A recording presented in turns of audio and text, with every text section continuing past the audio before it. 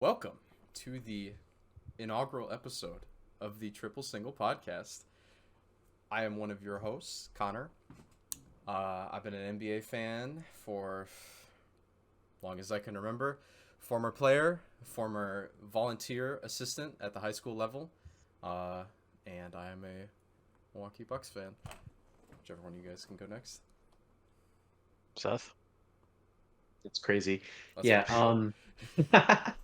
hey guys. My name is Seth, as our co-host Bashiri so kindly introduced me as.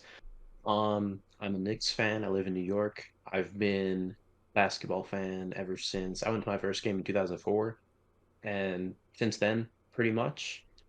I used to play. I did not used to coach, but thinking about that, and yeah, very excited to do this. I have a stats background. That's my professional uh, degree and all that, and so that's going to be the perspective I'm working with on this pod. I love it. I love it. He What's loves going it. on, guys? I'm Bashiri, also a Knicks fan from New York. I also played in high school. I've been a fan since probably around '03, '04, just like Seth. Um, the first basketball moments I remember are like Carmelo and LeBron, their rookie seasons, and then uh, the epic Miami Heat, Dallas Mavericks NBA Finals in '06. I feel like that was when I really started to fall in love with everything. And yeah, just excited to do this. Excited to get going. Damn, you guys kind of cooked my intro, low key. I didn't think about that. Did we? Man, I My I didn't first say that game and much. such. No, that's all good. I remember my first game too. It was the Knicks versus Nuggets. Jamal Crawford had like 35. I I don't think think I remember my first game. that one of the first games I went to was in like the Brandon Jennings Bucks era. It was one of those like late aughts, like early 2010s. I was like a kid. Like I've told you guys before. So I'm from Wisconsin, and Mhm. when the Buck, you guys have heard this a million times. When the Bucks were like really shit for like a long time, Oh yeah. before Pfizer was built, when it was the old BMO Harris Bradley Center, the team was in such a rough spot that they would basically give away tickets. Like we had like a reading list when I was a kid where you could get free tickets, like 2 tickets if you ran or if you read a certain amount of books. And so Wow. yeah, I don't read anymore. I can't read. Um, but hey, when I was like 10, I was cooking. Me and my pops would go to games every now and then. That was probably those were probably my earliest memories, I would say. See, I wish we had that, man. I can't even afford to go to our games. Bro, this It's guy's never been crazy to out here. MSG. He's lived in New York his whole Never, life. yeah, never been to a Knicks game. I've been to Nets games several times. My first game was a Nets game. It was the first year that they moved to Brooklyn in 2012 or 2013. Uh, the Joe Johnson, Darren Williams Nets, and they were playing the Phoenix Suns when they were at the lowest of their low. That was truly something. That's definitely one of the games Bro, to have Yeah, gone they to. no. probably paid you to That's get in that shit. oh my God. Yeah, I think me and my brother, it was like $6 or $7 or something. God It was like damn. disgusting. Yeah. You can't Six. get away with that nowadays. Even like No, the You definitely spend more not. on subway fare. That's crazy. Yeah, no, actually, actually. yeah. All right. So, should we get into the first segment? Sure. All right. So our first Down. segment. So the whole show is gonna be based around the NBA draft for this episode, and so for our first segment, we are just gonna be going. Starting looking at my laptop. We're just gonna be going down the lottery. We're gonna go through all 14 of the lottery picks, give like our assessments on them, general thoughts, player skill set, team fit. It wasn't really formatted a certain way. It's just kind of our general thoughts. I have a feeling the first three will be rather quick. Not really a lot to talk about, especially with the tall guy. Um, what really is there to say about Vic that like hasn't already been said? I mean, obviously, the length, the instincts, like the timing, the skill, everything projects for him to be potentially a generational defender. I mean, we were talking about it the other night, and we would probably be, I would say, underwhelmed or like surprised if he wasn't averaging like 2 blocks a game as a rookie, like just because that's the type of pedigree he has as a rim protector already. Um, I don't see a lot of people discussing his passing IQ for his position. I think we saw a lot of that in the first few games in summer league. Just kind of like the attention that he's gonna draw, being as tall as he is, like catching the ball at the nail in the high post. He was hitting a lot of like back cutters, from like screens at the elbow and stuff. Um, I think he's gonna fit nicely with the spacing that he has with Devin Vassell and Zach Collins. But I mean, there's not really a ton to say about him. Whatever you guys would like to add. I mean, what hasn't been said about this guy at this point? He's a dominant defensive force, the likes of which we've almost never seen from like a prospect that's like 19 years old. I do like you bringing up the passing IQ. I think he has a feel for the game that we see out of a lot of these Euro prospects who are playing pro ball, and I think that's going to be very important for his development. I think a lot of people are going to be a little disappointed by maybe the lack of offensive polish that he has individually. A lot, we see a lot of clips of the handle and him taking these crazy turnaround fadeaways from the elbow, and I think he's going to struggle with that early on against NBA defense. And but yeah, I mean, he's really got it all. He's going to be a positive contributor on opening night. I think most other rookies, if not all, I don't think there's really any other rookie we can say that about who's just guaranteed to come out the gate and just be a huge plus on either end. Yeah, I mean, as far as it, I would agree with that last point, especially where uh he's almost certainly gonna have like this level of play where he's getting all defense votes year one. Like you saw it from the moment he stepped on summer league court, like even in what was a really, really hard game for him offensively, like his presence just warped the court in a way that, I mean, that less talented NBA players just really don't know how to handle, right? Like he's guarding, like he's playing drop against pick and rolls, and he's able to stifle a floater attempt while also being long enough, big enough to completely shut down any lob attempt.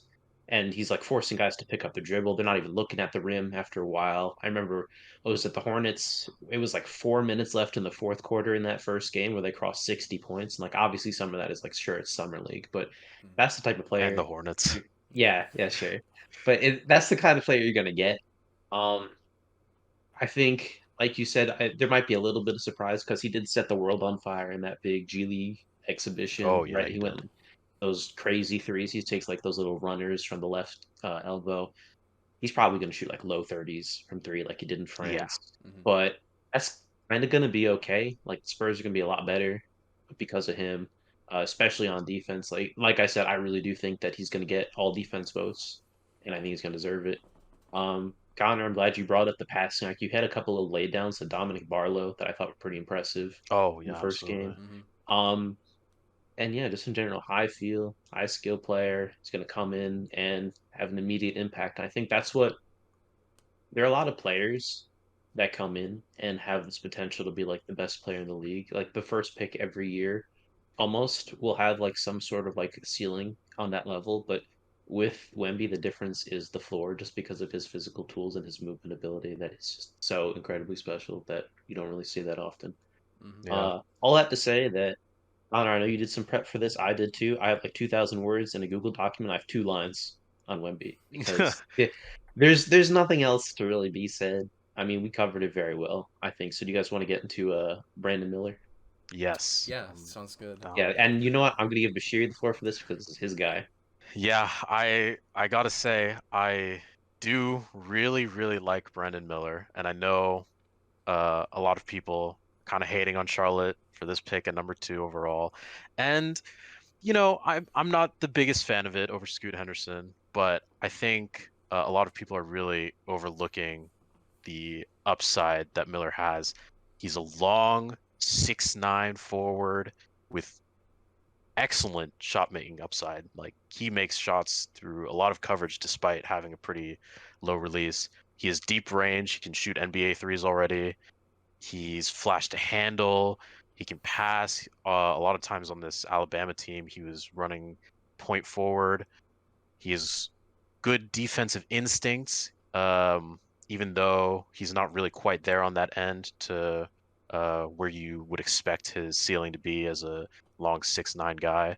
But I sense that he has a lot of potential there, and he just has a feel for the game, man. He's got touch. He makes good decisions with the basketball. I think the biggest step forward for him is going to be finishing at the rim, taking his ball handle to the next level, self-creation. He doesn't really have much um, off the bounce game. If he puts it on the floor, he's usually going all the way or he's pulling up after one dribble. But yeah, and I think a lot of people are also overlooking the potential fit that he has with LaMelo Ball. He's one of the better off-ball guys in this draft, and I think there's a lot of upside for that duo for sure. Especially they've got Mark Williams down low. He's developing well. He had After they started playing him last season, he showed a lot of great flashes, rebounding, defending. So I think they've got something in Charlotte with these guys, man. And I know everyone would have loved to see Scoot and LaMelo play together, but I think this is a solid direction that they've taken. Yeah, I think he's filling some holes that previously on the team you probably could have said after Lamelo, Terry Rozier was the next best player at this. Like, like you said, his handle's loose. He needs to clean up the handle, but like you said, he has the instincts. So to be like a one more guy, when Lamelo sucks in the defense, or just serving as like a connective passer, probably could have said Terry Rozier was the second best player on the team at that before. Now it might be Brandon Miller. Just having another guy who can do that. I'm glad you brought up Mark Williams. Obviously, the fit next to Lamelo is going to be the priority and like probably what people are going to talk about most. But um, Brandon Miller's a great movement shooter, and he's especially good in DHOs, which is really important with the front court personnel that they have. PJ Plumlee Washington as can well shoot too. it, but having like Plumlee's not there. Oh, is he not? Not Oh, bummer. I forgot. But having like not a couple of non-shooting bigs, Mark Williams, I guess Kai Jones is there. James um, Najee. James Mm, Najee, mm. Nick Richards, um, having some. I don't think they really had very quality movement shooters before, and not really guys who like could run those types of actions where like Mark Williams catches the ball at the 3 point line or like at the high mid range area, and obviously he's wide open. They're not going to respect that. Hey, Brandon Miller, come run this DHO, and like it opens up the playbook more. Um, but yeah, the defense too. Um, Hornets were post All Star break the best transition defense and the eighth best defense overall in basketball, which I feel like not many people were watching Charlotte at that point and may not have realized that. So, if there was a team and a coach who could get him to buy in and like kind of figure some of that stuff out, I like where he landed. Um, but yeah. My thing is, I do know what you're saying with the defense. Um, I'm not sure it's a buy-in thing with him. And Mhm. I also in general, I don't love the fit for his defense. The offense stuff that Sherry covered is all totally true. Like that's almost a given at this point. An incredible movement shooter, like can like squares up to the basket insanely quickly. Like does have pretty good passing feel. Um, I'm a bit worried because the crux of their defensive lead in the second half was a lot of Dennis Smith Jr. minutes, and he's Hmm. no longer He's there. gone. Yep. He was like on a rate basis playing like close to all defense level Mhm. towards the back half of the year, and he's just gone. And in his stead, you kind of don't really have any good replacements. You have, I mean, I like the Amari Bailey defense for the second half of the UCLA season, but it's not the same. Um, and I think in general, Miller is going to need to be hid a lot year one, year two, and Oh, I don't think they absolutely. have the personnel to hide him. I think, I mean, their wing defense is at the moment pretty bad. Like Kelly Oubre was never a great defender to begin with, and he's certainly worse off than he was in like Phoenix. And he's Um, he's not even signed back there Yeah, yet, we is don't he? even know if he's gonna be oh, Yeah, there. that's he true. doesn't He's even have a not. job right now. Yeah, I mean, it's a whole thing. Like Mark Williams is good, but he still has stuff to work on, right? Like Rozier minus defender, LaMelo minus maybe minus defender. Like it's gonna be a struggle, and it's not that I think like Brandon Miller is gonna like make them a ton worse. Like I think they're kind of struggling as is, but I think that they don't have the personnel to make his life easier to get like reps on like players who maybe aren't gonna attack him because they're gonna have to attack someone because you can attack almost anyone in that lineup right now. Um, but he and the thing is about like the buy-in, I'm not convinced that's all. Like he's very slender right now, Hmm. and in spite of it, like he's quick on offense. He's one of those players where it's weird, right? Because you know, like he can move on offense. Like he's quick around screens. He can drive a little bit. Like it's not his best skill, but he can do that. Like he's a good mover with the ball. But on defense, you are like a behind the back dribble and a crossover is like all you need to lose Brandon Miller at his current state. And it's it seems a little bit more complex than like he doesn't care. It seems like he just doesn't have like a very good feel for how to stay in front of guys right now on the perimeter, and I kind of worry about that going forward. It's especially rough when you have a guy who's gonna be hunted that much in isolation, um, particularly like switch hunting through like guard Hmm. screens. When you lose a guy like Dennis Smith Jr. and you don't have a very capable point of attack defender anymore who can really shed those screens, it becomes especially hard to hide him because it's like, is there gonna be any possession where he's on the floor where people can't just get that switch? Yeah, you're not having someone who's fighting over the screen with that level of tenacity, right?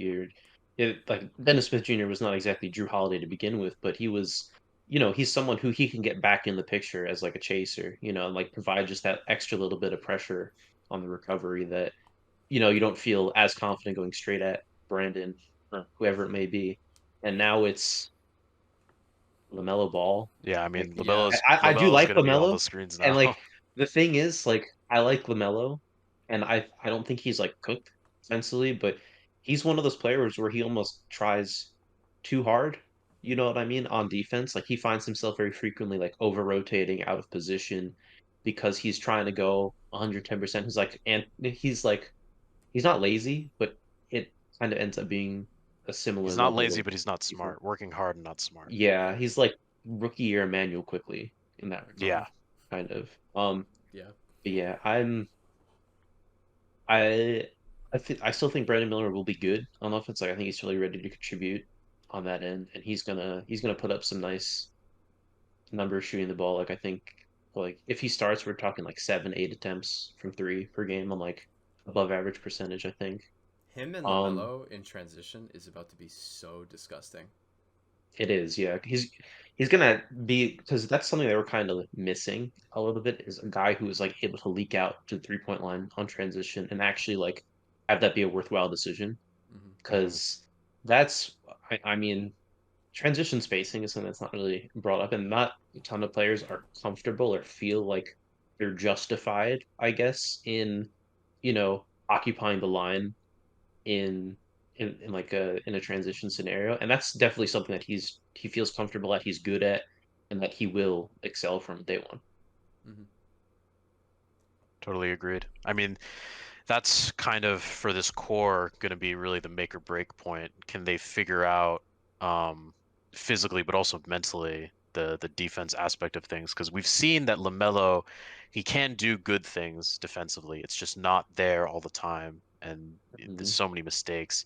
Rozier, he's just been a bad defender for a He's while just now. small. It's not Yeah. in his game.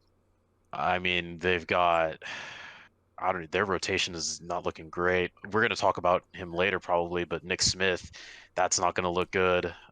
Hmm. That's just the part of their rebuild that they're in right now. Is like they're a couple years in with like this young core that they have now. Like guys are starting to get onto their extensions, and it's like, okay, we still haven't really seen them like turn into anything defensively. Yeah, they're treading water at the moment with one guy who looks like he is something at the moment in LaMelo, and like a couple of guys who could be something, but the team as a whole is still it's basically like it's day one. Yeah. OG Ananobi, welcome to Charlotte.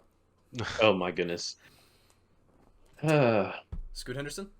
Speaking of OG Ananobi destinations, Portland and Scoot. Ooh, Oh Ah, man. yes. talk to me. Oh man. Talk to me. The thing is, I don't really have that much to say about Scoot, honestly. Like I'm not I like many people acknowledge him as the second best prospect in this draft. But I don't think it's like by a mile or anything. Like I've seen people put him in his own tier underneath Wemby above everyone else. I'm not sure I buy that. Um, I do really like him, but he kind of has like he has this thing, I guess, where I'm worried. Well, I first of all, the positives. I mean, dynamic playmaker, can get to the rim at will, extremely athletic, total freak, honestly. I really liked how his mid range came along this year. Like he felt really comfortable getting into his shots. Um, in that area, but the three still it's on and it's off. And Mostly off. yeah, mostly off at the moment. And the one thing that gives me kind of pause is that a lot of people are really in on his defensive potential because he's like this jacked, like Titan looking guy. You know, he looks like he could be like a safety in the Yeah. NFL, Crazy right? wingspan for his size too. Yeah, big wingspan, like 6'8", right? 6'8", 6'9". Um, but I don't see him using it very well very often. Like it feels like when he does do something good on defense, it's him being bailed by his athleticism, and even then, it feels very few and far between. Like I would still categorize him as a negative defender at the moment. Not like I don't think he's like Brandon Miller negative. I don't think you have to hide him. Not that you could anyway, because he's playing next to Damian Lillard, who is one of the premier Olay guys in the league. But Yeah. like, I mean, Well, as of I don't right know. now, we I don't was know gonna say, is who he's he? going to be playing next to. Oh boy, it's yeah, it's Well, you got a even whole It's a let's whole say thing. nother Dame, topic. even let's say Dame's out of there, and it's like, okay, he's next to Anthony It's, Simons, it's not going to Shaden be a good Sharp. look. We got Yusuf Nurkic down at the rim. This might be a generationally awful defense. Like, if Yeah. we're being Yeah, I honest. mean they were already like I think bottom five last year. They haven't had even an average defense since they went to the conference finals in 2019. That was pre Nurkic big injury. Um,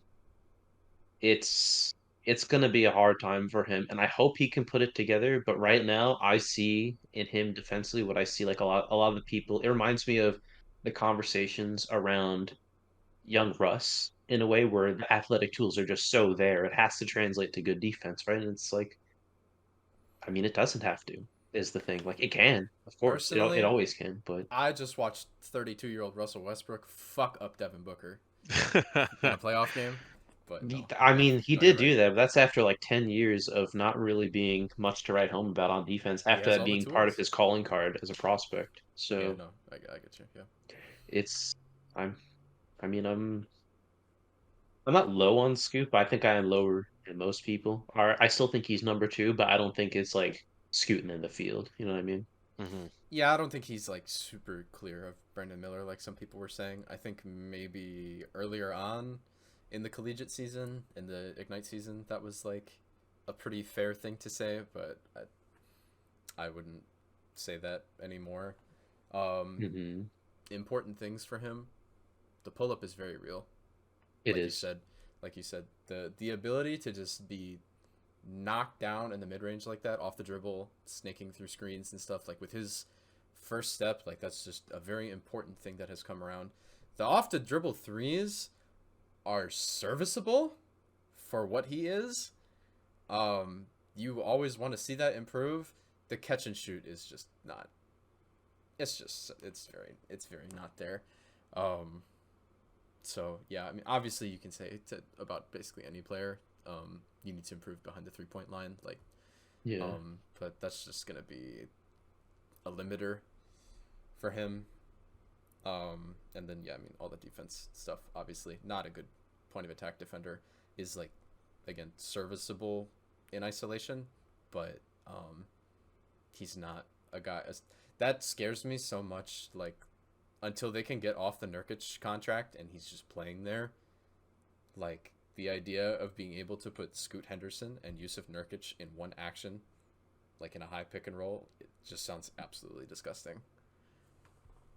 Yeah, Does, yeah. it's definitely not going to be pretty early, but I think long term, the upside is it's so very there. I mean, he's what 19 years old, 20 maybe now, and he gets to his spots so effortlessly. It feels like just any shot he wants inside the arc feels like he gets. He's for what it is, he's got a nice stroke, and he definitely has touch in the mid range around the rim. He's got a bit of a floater. I I feel like all the signs are there for the jumper to come around long term, so it doesn't really worry me all that much. My main concern with him is, like you said, do the crazy physicals convert into being, I mean, he doesn't even really need to be like a plus defender necessarily, but like, can he be good enough um to make it work with all of his other skills? I think that's really going to be the make or break point for him. But I love his game. He's athletic as hell. He's a great decision maker, and he puts the ball in the basket. He gets his teammates to put the ball in the basket. So I like it. And with Dame probably on the way out, it looks like I think this is a good start to change of directions for Portland. Is Scoot Henderson the best aura player in this draft? No. Oh, Ooh, I don't know. I don't think so. who would you No. say? Well, Connor, I'm glad you asked because Ah. with the next You pick just in the gave him a draft, segue. with the next pick in the draft, Houston Rockets, my second favorite basketball team, the one I watched when the Knicks were doing whatever it was they were doing in the mid to late 2010s. The Houston Rockets select Amen Thompson out of the Overtime Elite, and this is my guy. This is very much not Bashiri's guy. We're going to talk about this. We're gonna I talk about this. love Amen This Thompson shit might so be much. 25 minutes long. And you know what? I I'm wish it here could be for it. 30 because this is when I got a little smirk on my face earlier when you said, um, when I said I didn't think Scoot was like outright like so far ahead as the second best player in the class, and you're like, yeah, Brandon Miller's there. I had like a little twinkle because I was like, I don't think it's Brandon. I think Amen Thompson is the third best player as a prospect right now, and that I mean, go over the basics. Amen Thompson, the best athlete in this year's draft, and the one before that, and the one before that, and the best passer in this year's draft, and the one before that, and the one before that. We're talking the best first step since I believe one of you mentioned. I think it was Bashir. Mentioned uh, a young Dwayne Wade hooking up the Mavericks in 2006. Since that guy, um, I do genuinely believe that, and the defense looks like a plus. The athletic tools are off the charts. He has one of the best handles in this entire class. He can get anywhere around anyone, and we'll address the elephant in the room. Amen Thompson can't shoot. I know Can't he and knows. won't shoot. Will No, not. he will shoot a little bit. He showed like a little bit of willingness during the OTE playoffs to pull up from mid range and even take some catch and shoot threes. They don't really go in. He can't shoot. His jumper is broken. That's fine.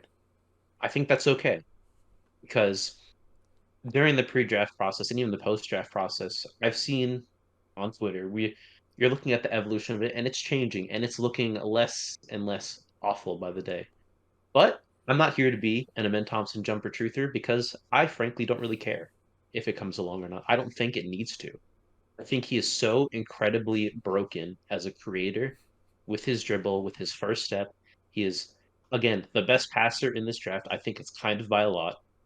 He can hit any sort of release. He hangs in the air forever. He can get 2 feet in the paint like it's his job, and it's gonna be his job at some point anyway. Um, there is so much incredible upside for this guy, and I understand that playing off ball for him is going to be kind of a movie early on. Especially, we were talking about the year one fit. This is not a good one. As far as it was a good one, and then they signed Fred VanVleet, Now and it's then they signed really Dylan not a good Brooks, Hey, one. shout out to Fred. Get and your now bag, it's bro. That's... and now it's really, hey, get the bag, but now they're taking on ball reps away from the guy for whom in the draft there's the biggest difference between on ball and off ball capability, right? You're talking about a dude who, with the ball, is this dynamic, explosive, incredible creator, like this 99.9th percentile athlete for NBA players. And when he doesn't have the ball, he cuts sometimes and stands there. And that's through no fault of his own, because that's all he can do. Like he can't shoot, and that sucks. But I think in a position somewhere down the line where he is like a lead guard, because he can do that. We're talking like this John Morant style volume creator where he is like getting downhill like a whirlwind, getting into the paint, drawing contact, making these crazy release passes out to the wing. And I really see it. I do. And I hope that Rockets put him in a position where he can show that off because again, like he's not going to do much of that year one. I don't think he's going to be like a first team rookie guy. He might not even be a second team rookie guy just because it's not his ideal situation.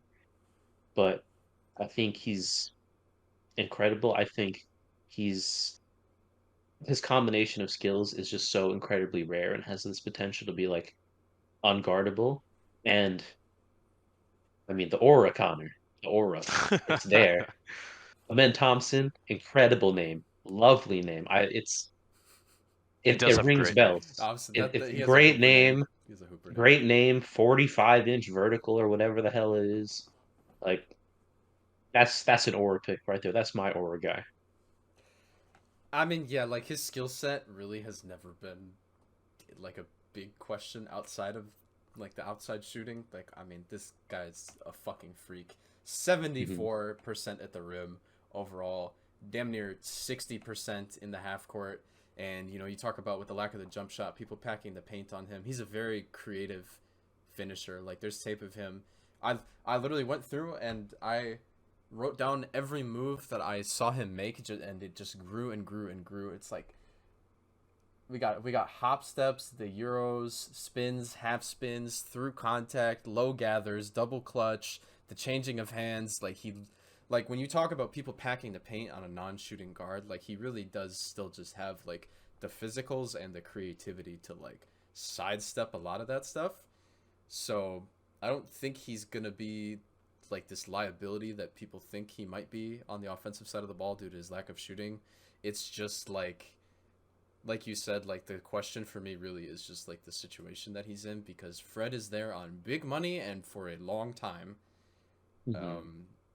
And you know, their other big free agent acquisition, I was gonna say cannot shoot the ball, should not shoot the ball, the way that he does. He's gonna shoot the ball. Dylan Brooks He'll is put that He'll bitch shoot up. the You ball. Dylan can't say Brooks is Dylan Brooks definitely won't gonna shoot. shoot the ball. It's just when you talk about bringing in two guys like that, like Fred's gonna command somewhere in the neighborhood of like 30 plus to like 35 minutes on any given night. Dylan Brooks might hover in like the 25 like to 30 range, maybe even longer on some nights where they're playing like the Warriors or you know some other team where they need like a premier defender of that caliber. And that's saying nothing about Jalen Green, who's already there. Jalen Green, Loves him his shooting, loves him his dribbling. Kevin Porter Jr. is still there, had a great season. He's got to play. Like they just have like they just have guys. I mean Şengün as well, like he doesn't really fit with Şengün either, who seems like with them not getting Brook Lopez. Shout out to Brook Lopez. The thing is, I think that's more a Şengün thing. I don't think Şengün fits very well with No. NBA talent at this No. point in his career. But Um, I'm just saying, as far as like when you look at the players he's going to have to share the floor with, or players who will prevent him from being on the floor, it's like it's a pretty long list for a guy that you just took fourth overall who looks like he's really gonna be something. yeah, I it's hope that tough. doesn't like cook his development, I guess. I hope it doesn't either. One thing I will say about the packing the paint is that approach. I mean, that I don't think that approach really works on him because No. I did some little dives. I know I'll get this out of the way. OTE is not the most serious of leagues. I think we all know that. It's not a great development environment. It's not great for looking at stuff like, transition rate and half court defense. It's not the best. But over last summer, um, Amen Nassar did some little overseas exhibitions versus pro teams for much of July and some of August. And some of those were against teams in the NBL, which I think is a top five league in the world, and in the ACB, which is absolutely a top five league in the world.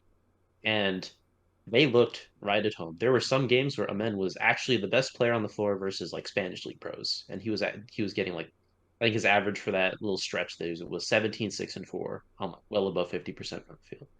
And so I have like no real doubts that this guy, and they were trying to pack the paint versus him, but the thing is he is so incredibly creative and has such high vision as a passer that you kind of can't do that. Like if you are going to just throw two guys at him, he will make you pay. It's just a matter of like the liberty with which you can guard him with one guy at certain spots on the floor is the issue right now, Mm-hmm. of course. Um, but yeah, I think it's going to be a hard first year, maybe a hard second year in Houston, but the the potential to blossom into a star, I think, is higher than maybe any player in the draft that isn't Victor Wembanyama. And I don't think it requires this magical overnight transformation to a 35% catch and shoot three guy. All right, now let's hear why he stinks. But I'm kidding. Well, I mean, you guys have really talked about just about all the positives. I mean, he absolutely is a world-class athlete, almost one of a kind, really. The guy teleports to the rim pretty much at will from not only horizontally, but vertically too. He's just fast as shit and jumps really high. And he's a problem for sure. And he whips the ball around really fast, excellent vision. He has great creativity on any kind of A to B pass you could think of. I my struggle with this, and it really it's less about him and more sort of a philosophical idea of the game and the way things are trending. I I don't see a world in which a lead guard can be a high level all star or a superstar when they can't space the floor at all. And I'd be willing to concede on the point that you think he's that special that he just doesn't need it at all, and I'd be willing to accept that. I I don't know if I think he's quite that special. I think that it's an area that's going to need. I think he's going to need something long term, and it doesn't have to be a lot, but I think he's going to need something to be able to keep defenses honest. And it's not really a question for me whether or not defenses are gonna pack the paint. Um, it's more that I think it limits the sorts of teams and personnel that you can surround him with. We, I mean, we had a conversation a long time ago, back when Ben Simmons was still in Philadelphia, about the type of team you would need to surround him with in order to be successful. And a lot of people were saying, you know, you just take Ben Simmons and you just put four shooters around him and you just let him drive and kick out over and over.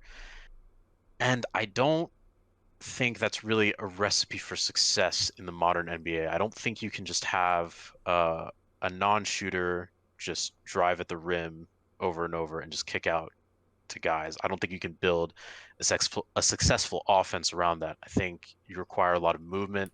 I think everybody needs to be able to play on and off the ball to have a really, truly successful team. And maybe it's not even a jump shot necessarily that he needs. Like maybe he doesn't need to shoot league average, but some sort of off-ball game, he's got to figure it out. You know, there needs to be something there. We see a lot of guys in this league who are on the ball just incredible, but they're also limited, and their teams are limited by their inability to play without the ball and to have, you know, a positive impact when they don't have it in their hands. And I mean, I don't think he's a bad player.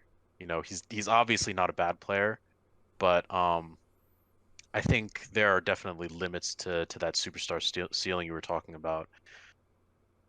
But I mean, you know, he does have a lot going for him. He's got an incredible frame. He knows what to do with it too on defense as well. Like you know, he causes a lot of turnovers. He's very disruptive. He uses his length well. He obviously gets out in transition. In the open floor, he's basically unstoppable. But for me, really, it's just how does everything work in the half court? Especially we were talking with the Rockets. It's it's not going to be pretty, right? He's not going to be starting, most likely. I mean, they just paid Fred VanVleet a lot of money. There's no way they bring him off the bench. So he's going to need to figure it out. And I mean, that Houston team, they don't have a lot going for them as far as, you know, scoring the basketball. They might shoot about 40% from the field as a team with, you know, the kind of guys they have. So I mean, it's not going to be easy, and yeah, I mean, I don't dislike the kid really. I hope it works out for him, but I don't know. I struggle to see him as a lead guard that's, you know, a top contributor, an all-star, a high all-star, an all NBA player. I struggle to see that kind of upside, but I mean, you know, all the tools besides the jump shot are there. It's just, you know, how can he leverage that without such a key part of the modern game? I would just feel more encouraged with the fit if this Rockets team seemed like they were capable of getting stops and being a team that like was gonna play in the open floor a lot. But a Jalen Green, Fred VanVleet backcourt, and Şengün at the rim. They're gonna get eaten alive. It's Like, such a funny team, man. They're if they're they not had this good. identity, They're where also have too many players. It's so jokes. if they had the personnel to have this identity of like we're gonna force a lot of turnovers and like really get out and run and like that's how we're gonna jumpstart like some of these other players, I would feel more encouraged. But like I don't look at almost any of the personnel on this team and be like, yeah, they're gonna turn the ball over or they're gonna force a lot of turnovers. Like, I just don't see that, I guess. But No, that's not who they are. No, none of them. Yeah, I mean, barring some really crazy leap from Jabari Smith, who down the stretch, you know, was really great defensively. I mean, he had a lot of showed a lot of promise on and off the ball as a help defender.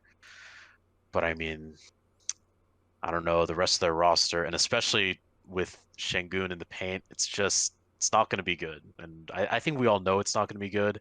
It's just a question of really how not good is it, and is it going to severely impact the development of their guys?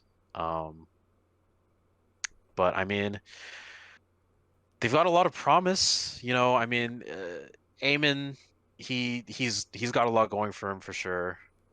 Despite, you know, despite my grievances, I guess. Jalen Green, I think he's coming along well. I like his development. He just he's got to figure out the getting the basketball in the hoop a little bit more, but he's almost there. At least when it comes to the isolation scoring. Really what it is for him, I feel like, is the defense and off the ball play. Jabari, he, I'm not a big fan of him, but he definitely showed a lot of promise towards the end of last year. They've got something there, but I I don't know. We're going to talk about this guy later as well, but I mean they've just drafted Cam Whitmore, who seems like he could be a stud, and Dylan Brooks is in front of him. They drafted Amon Thompson fourth overall. Fred VanVleet's going to be in front of him. So I think we got to see how that all plays out. Mm-hmm. I will say, we said we probably weren't going to have a lot to say about these guys, and we have been talking a lot. me included. So I mean, we're getting into like some of the less glamorous stuff now, so like that should help a bit. But we probably do just gotta pick it up a little bit.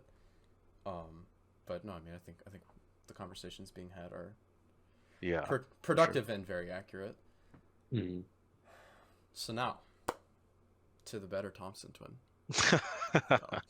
I'm just playing. No, I mean, I think he probably fits better on a majority of NBA teams, but I mean, he just has more like high level role player attributes than Amen does. Like Amen's skill set is really built for him if he's going to hit his ceiling to be like you said, like a superstar player. Asar, tremendous defender. Like he can guard multiple positions. I think I told you this, Bashiri. When I was watching this stuff earlier, it was late at night, and I had been watching so much for so long. I just started like writing very casually, and I was watching stuff of him on switches at like the point of attack, and I wrote, "He fucks up smaller guys." Yeah, he does. He's just a guy. He can guard wings. He can guard smaller point guards, like quicker guys and stuff. Like he's just a very consistent, like high IQ defender who uses his physicals. Good shot blocker for a guard. He can handle the ball in transition, just because he's so athletic and gets to the rim on his own. Just like his brother, just an elite athlete. I'm excited for the types of actions that they can run with him, Cade, and Ivy on the floor together. I think there's a lot of connective passing in that unit. And he's a great cutter. He moves really well without the ball to make up for his lack of shooting. And he's not horrific as a 3-point shooter. It's like we've talked about this before. He's further along than his brother. That's like for sure. he will. I actually kind of like the shot. He will take them.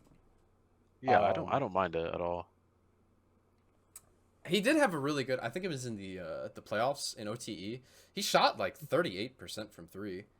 During their playoffs, like when he sped up his release and like seemed to get more into a rhythm, he was good. Like actually, very very respectable. Mm-hmm. I just think the main intrigue for me is they finally have like a wing stopper, which is not something they've had. I don't even know like how many years it's been. Like when Jeremy Grant went there, he was more prioritizing like getting his shot, and like the defense wasn't really there anymore. Never really looked at Sadiq Bey or anyone like that to just be like this big like wing stopper or anything like that. So I think it's nice now. It's a luxury for them to have a guy who can guard multiple positions, moves really well without the basketball, and if he catches the ball and he's guarded, like he's someone who can make those like one more connective plays. And so I think there's a lot of versatility in like the actions, like I said, that they can run with like him, Cade, and Ivy on the floor together. The shot really is just like the big question, and obviously his handle isn't great either, so you probably don't look to him to initiate much, but I mean I think he's gonna fit pretty nicely. I think he is a little limited by the fact that the Pistons seem to be kind of committed to this like Twin Towers double bigs lineup. Gave Isaiah Stewart a fat extension. They got James Wiseman, who they seem to be prioritizing. Jalen Duren is a monster, but like none of these guys really shoot. Isaiah Stewart is probably the most respectable out of all of them, and he shot like 32% on the season or something. So The spacing is going to be kind of whack, but I do like his skill sets. They seem very complementary to a lot of different players in this league. Yeah, I think, like you said, I think he's just generally like a well-fitting player. I'm actually there's a whole fly in my pillow. Sorry. Um, I really like where the jump shot has come along. I think there's like a really straightforward path to him becoming like a pretty respectable NBA three-point shooter. Like I like the form, I like the speed, I like the results that he showed in like the past 2 months of the season. Um, I really think it's there. Like I think Asar Thompson being a guy that you cannot leave open at the NBA level is kind of on the way already. And considering how new this like iteration of his jumper is and how like successful it's already been for him, and how nice it looks, like I think I think he'll be okay. Um, top five perimeter defender in the draft, like you said. Um, in a good situation in terms of getting the ball from good players mostly. Um, the big thing is unfortunate. I hope they figure that out. I mean, Monty Williams is the coach. There's not going to be that much demand on him to create with the ball, but he can do that. Like he's still one of the best passers in this class. It's just more of like an ancillary thing, you know what I Mm-hmm. mean? Like he's not like I will break you down off the dribble and then hit a guy for a three, but it's like he will make a great extra pass. Like he can make any pass in transition. It's just not going to be off of his own creation, like the advantage, but that's fine because they have Jaden Ivey and Cade Cunningham. Mm-hmm. Um, I think he'll be great. I think he's going to be one of the very best rookies in his first year. Yeah, I mean, I gotta say, really like this guy, man. It feels like he almost does it all at this point. I think he shot something like 36 or 37% from three in the OTE playoffs. His jumper at this point looks pretty solid, and I mean, it's only been some number of months really since he had it, so I imagine that's gonna come along well. I think long term he has the potential to be maybe the highest impact defender in this first round. He has got great length. He can guard probably 2 to 4 at the highest level, and I we talked about his brother. If his brother is the best athlete drafted in the last 3 years, he's like right there, a step behind him. This Yeah. guy is fast. He's strong. He's got great length. He jumps high as hell. And I mean, yeah, he's got a great potential to be a lockdown guy. He, it seems like he'll be able to shoot the three long term. Great connective guy. He's just got so many tools at this stage that I feel like the floor is so high for him, and the ceiling is there too. Probably not as a creator, but he's definitely got a lot of upside to him. So yeah, I mean, for a Pistons team that's been in a state of flux for quite a few years, I think it's nice to be able to get a guy like this who is really just kind of like a rock as a prospect. It seems very unlikely that he ends up not working out for them in one way or another.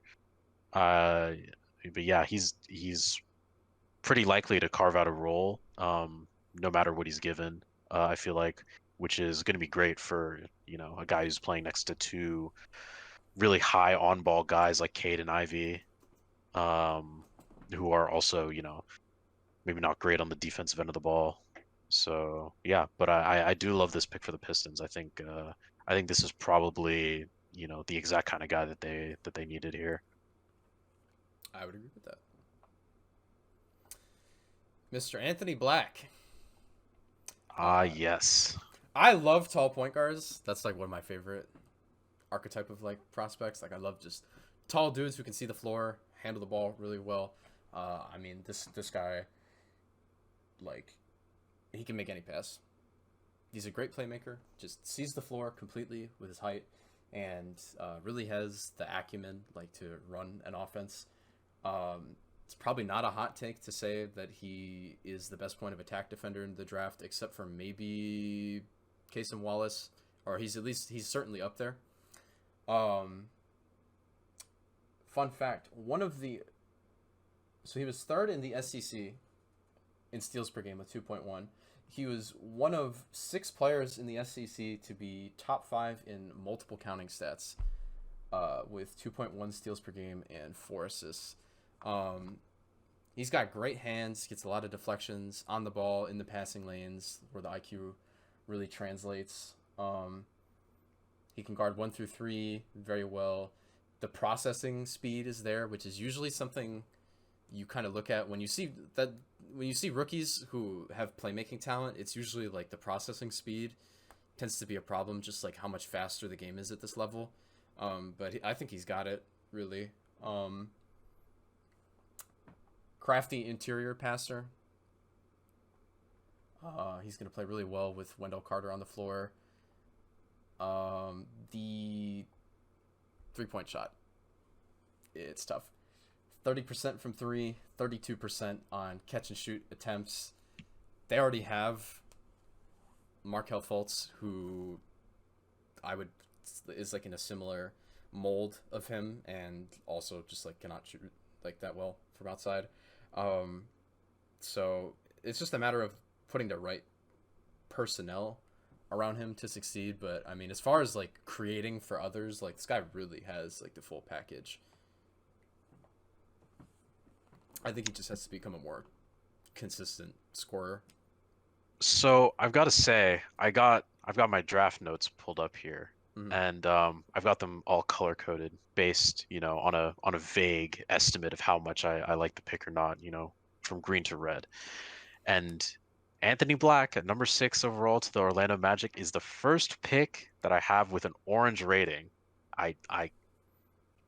Thinking about it since draft night, I don't think I like Black to Orlando. And I don't particularly dislike Black as a prospect. Like you said, he's a very good defender, and he's certainly a plus playmaker. He's very unselfish. He is a good decision maker, makes the right pass.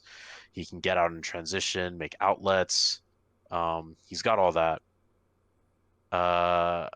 And he's obviously a plus defender at the college level at the very least. He's got a great frame and great hands. He's got a nose for the ball. I just think he's going to struggle to carve out a role in this Orlando team that has so many on-ball creators already. Like you mentioned, they have Markelle Fultz. They just drafted Paolo Banchero, number 1 overall last year, and he's going to demand the ball a lot, obviously. Franz Wagner is coming along great, and he's superb with the ball in his hands, attacking closeouts, running pick and rolls with Wendell. So I think for a guy who just doesn't have a lot of off-ball value and doesn't really have a lot of touch, I think it's going to be hard for him to carve out a role here. And, he's not the best athlete ever, at least, going downhill. So I don't really think he has a lot of value making back cuts, particularly. I think it's just going to be a bit of a struggle for him to find a role here, with what seems like is not going to be a lot of opportunity for him. I mean, they're such a young team, and they've got a lot of guys that need work. I think it's going to be hard for them to find the right amount of priority to develop a guy like this who has a lot to work on. Yeah, I think as you said, like in full summarizes exactly what I think. I like him. I don't think he should have gone 6th. He's a good defender, but I don't know. I just don't love it.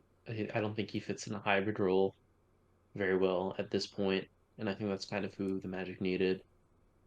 I don't know. I think that it can work, but he feels just like kind of a Markelle Fultz redux at this point, and like they're very similar archetypes of players, and like Fultz is good, but again, like AB, the shot is it's not good at the moment, and I don't see this kind of like he's a great passer. I don't think he's a great playmaker. I don't think he's excellent. Like there's no like insane downhill speed. It's not like a he's not just someone who can like create advantages, like beat a man at will. And I'm I'm definitely skeptical on this one. I don't know how much.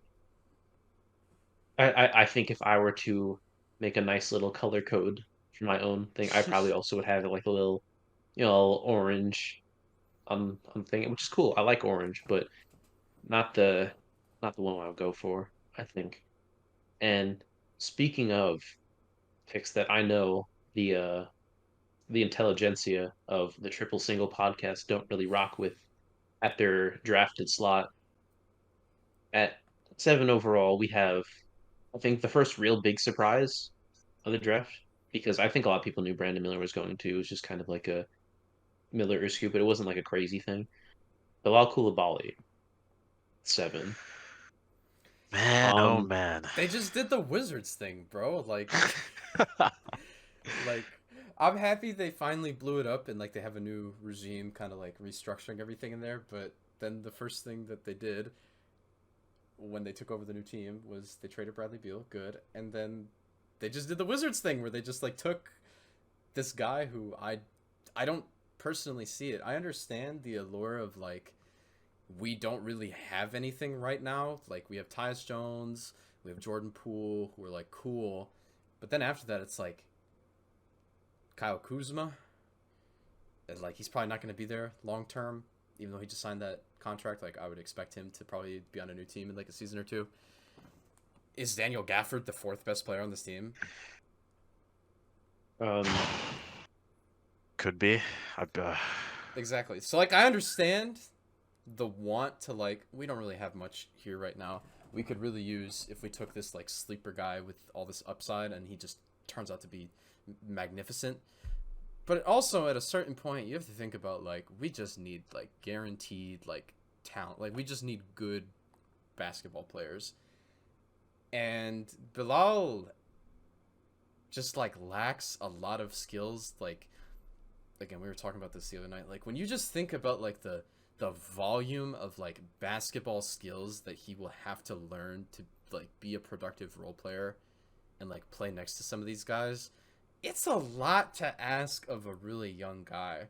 Like he's basically going to have to learn everything like not involving defense. Like cannot shoot, cannot create, can get to the rim sometimes, like is pretty okay at beating his man just because of his physical tools and his quick first step, but like when he is met at the rim, he's not strong enough to finish through it. He's not a creative finisher who's like gonna go around and like he can't pass really, like it's not that great.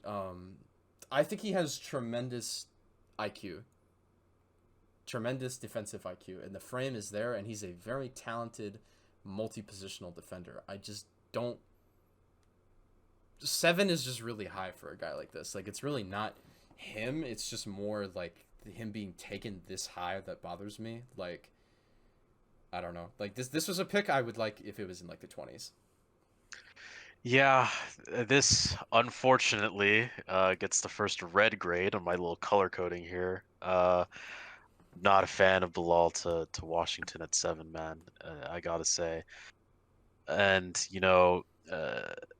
this is the kind of prospect that I'm always very wary about in drafts. He's just so raw, and there's not a lot of offensive upside here.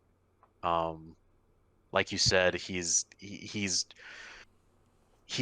hit threes, but on really low volume. He's not much of a willing shooter, and he doesn't really shoot well from the line. So I think long term, it's not really going to be an avenue for him to be much of a spot up guy. He hasn't really shown that he has great touch inside the arc either. A lot of his finishes are, pretty simple, not particularly creative. Um, he does have the crazy frame, and he has a lot of IQ defensively. I think there's, potential for him to carve out a role as a defensive specialist, and maybe at best offensively, I would say he could be a good back cutter if he figures out, the timings and the gets the necessary mentality for that. But he's he's really got no handle to speak of right now. See, that's what I'm saying, He's bro. not a Because why did shooter. we just take Matisse Thybulle at the 7th overall pick? Oh, come on, man. I mean, I don't know that he's quite Matisse. I mean, Matisse, he's. I think Matisse might be, more of a shooter than Bilal, but it's just I don't see much to this, especially like you said, for a team that's, hitting the reset button, and is lacking a lot of talent right now. Uh, I don't see a lot of upside here with this pick. There, like I said, I think there's a good chance that he's able to carve out a role, with his physical tools and his IQ. But a star here, or even really a high level starter, I don't see out of Bilal. I gotta say. Mm. I ugh, he I want to like him more because he's such a special mover. Like he's just so bendy and flexible and Pause. like on God. Um, uh, and is explosive uh, and strong, and he managed to carve out like a contributing role on a good team in a league that is like leaps and bounds ahead of any other league that anyone was playing in besides obviously Wemby because they were on the same team. But I don't know. I I worry. I do see. I think there's more upside than you guys are giving him credit for, in the sense that I don't hate how the shot came along. It's still bad. It's quite bad. But I don't think it's currently like totally broken. But yeah, he just has so much. This is like a guy where, like your average draft analyst is going to say, he's got like a lot of room to grow. But that's kind of just like code for saying that he's like really bad at a lot of important skills right now. And I don't know, some of those skills are skills that are really hard to get good at. Like, even besides the shooting thing, like, dude, I I don't rock with the passing vision, the IQ. Like, I think he's such a one-dimensional offensive player where if he's not getting, you know, a full head of steam to the rim, it's like you're not really doing anything. And he's not especially proficient at generating that for himself. So, It's just like I understand that he's significantly more athletic, but did we not just go through this with Denny Avdia? Like, did we not learn our lesson? I mean, to me, Denny of Diaz, a prospect, had a lot more offensive upside than Bilal. I mean, he was willing to shoot the three at least. It wasn't great, but he was willing to do so. I mean, he was a point forward as a prospect, Yeah. and Bilal is so very far from that. Um, yeah, I don't know. I mean, I hope it works out. You know, maybe he's able to figure out a role. I mean, Lord knows they could use some more defenders in Washington, but yeah, I struggle with this one. I gotta say. Let's talk about the guy they should have taken. I mean, he was right there. dude, God. Cam Whitmore's not for like another 15 picks. Yeah. No, bro, I love Jarvis Walker. He was, if you guys remember early on. So again, I don't really watch college basketball. I kind of just like keep up with names, and then like when they're getting closer to being drafted, I kind of just like go fill out my little worksheets, and get myself up to speed on them. When I was watching the NCAA tournament, Jarvis Walker was one of my favorite players to watch, like off rip. This guy's defensive instincts are so crazy. Like he can really guard like just so many positions so well. For someone with his strength and his size, he just moves so well. Like he's never guaranteed like to give anything up on a switch. Like tremendous hands and like tracking the ball. Like he's good for a lot of chase downs when guards blow past him. Just strong at the rim, and when you talk about it, like his skill set, like loves playing at least in college, loved playing in like ghost screens, and there's like a pick and pop threat. Like that next to Tyrese Halliburton, and then on the other end as a help side defender with Miles Turner at the rim, like this just fits so perfectly for what they want to do. We do not have to run Aaron Nesmith at power forward anymore. We do not have to start Jordan Nwora at power forward. Even though, yeah, it'll probably be Obi Toppin It's gonna be for Obi a little Toppin. bit.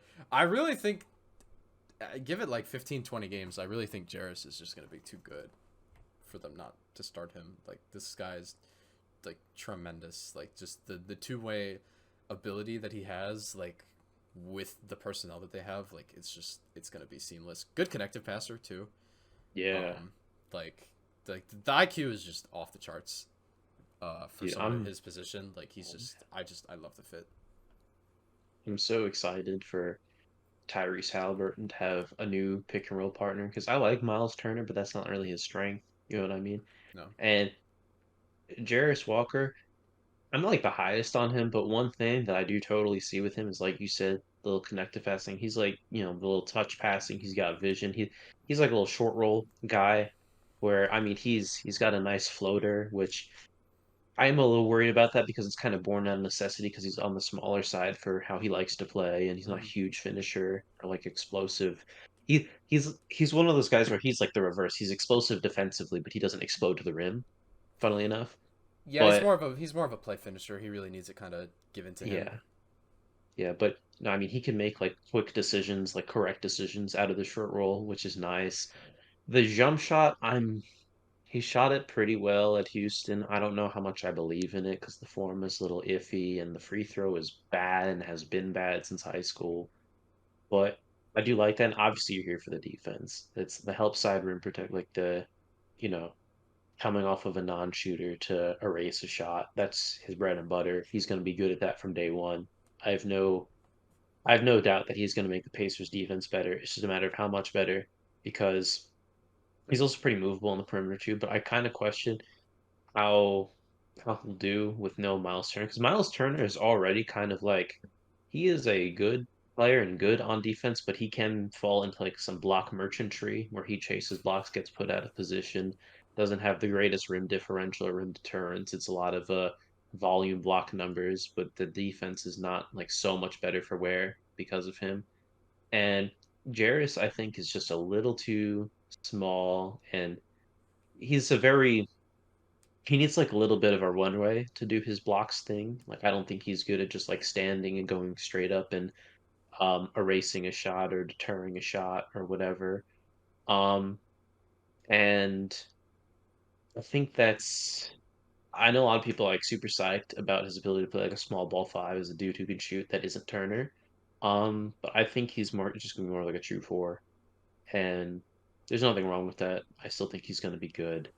I just question how much the shot translates and how well he's going to be able to protect the rim as like or if he's going to be able to protect the rim as like the primary guy you're going at and not just like a dude coming off of someone else's pressure on like a like he reminds me a little bit of prospect Jaren Jackson but he's smaller um but and that's being smaller is like the difference because Jaren has evolved with this player who, even when Steven Adams is out of the game, he can go straight up and be like an elite rim protector.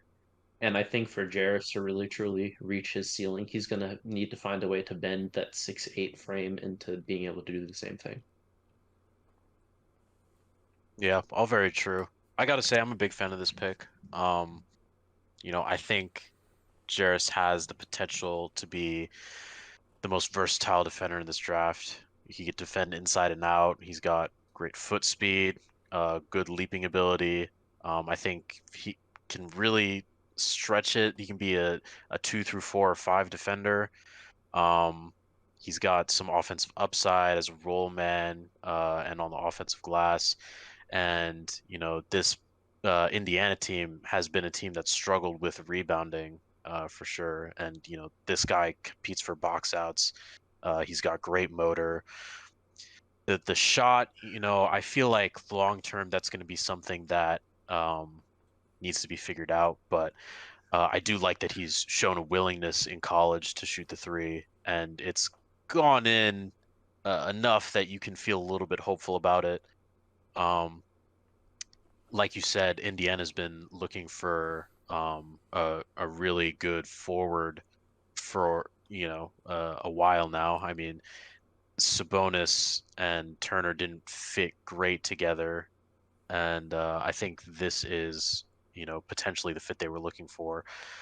They've been after Obi Toppin for a long time, so I can't see a world where he's not the starter on opening night. But I definitely think Jarris has a chance to compete for the spot. Um, I think it's possible that he's a tweener in his offensive roles. Like you said, he's not really big enough to play the five, and he doesn't have quite the ball handling or the shooting to play a wing spot. So, that's really going to be the make or break point. I think for him is, does the shot come along enough that he could, maybe play outside in bursts, or maybe he's able to leverage his frame and wingspan to play the five in small ball situations. But yeah, I mean, he's got great physical tools. He's got great IQ defensively. Um, you know, he can make great passes out of the short roll. That's what really impresses me about him is his decision making there. So I mean, he's got a lot of tools, and Indiana's a great spot to be in right now. They've got a lot of guys that are on the up. So I'm looking forward to seeing how that comes out. Talking about big guys who can shoot. Oh man, This is a guy right here. Bro. this is a guy. Taylor Dude, Hendricks, number 9 to the Utah Jazz. Bro, man, that's my dog. that's the thing is, that's like everyone's dog now. This is like a little draft nerd favorite. And I felt so weird because I think in like December, I was like, yo, Taylor Hendricks, that's my guy. I would love him so much with the 17th pick that I thought we were getting. And now he went 9, and I saw people saying he should go as high as 6, and it's like, well, I guess everyone loves him more than me now. And it's he's okay. Baseline 6'10", knockdown shooter, really nice looking stroke. Uh, can shoot off the catch, can come off the screen a little bit. Not like a true boop and shooter, but he's a good shooter. Quite a good shooter, and like will be a good shooter. On defense, erases shots. Also, not like a true anchor the same way Jarris is. He likes to kind of lurk as more of a help side guy. But I think I have a little bit more faith in him reaching that just because he has long arms. He's like 6'10". Um, One thing I was thinking about is that so on the Jazz, I feel a little hesitant about it because the Jazz don't really have like an engine right now. It's like they do a lot of offense by committee. They don't have like a true volume creator. So it's just like on a lot of guys to like keep advantages going, make quick decisions, make the right decision.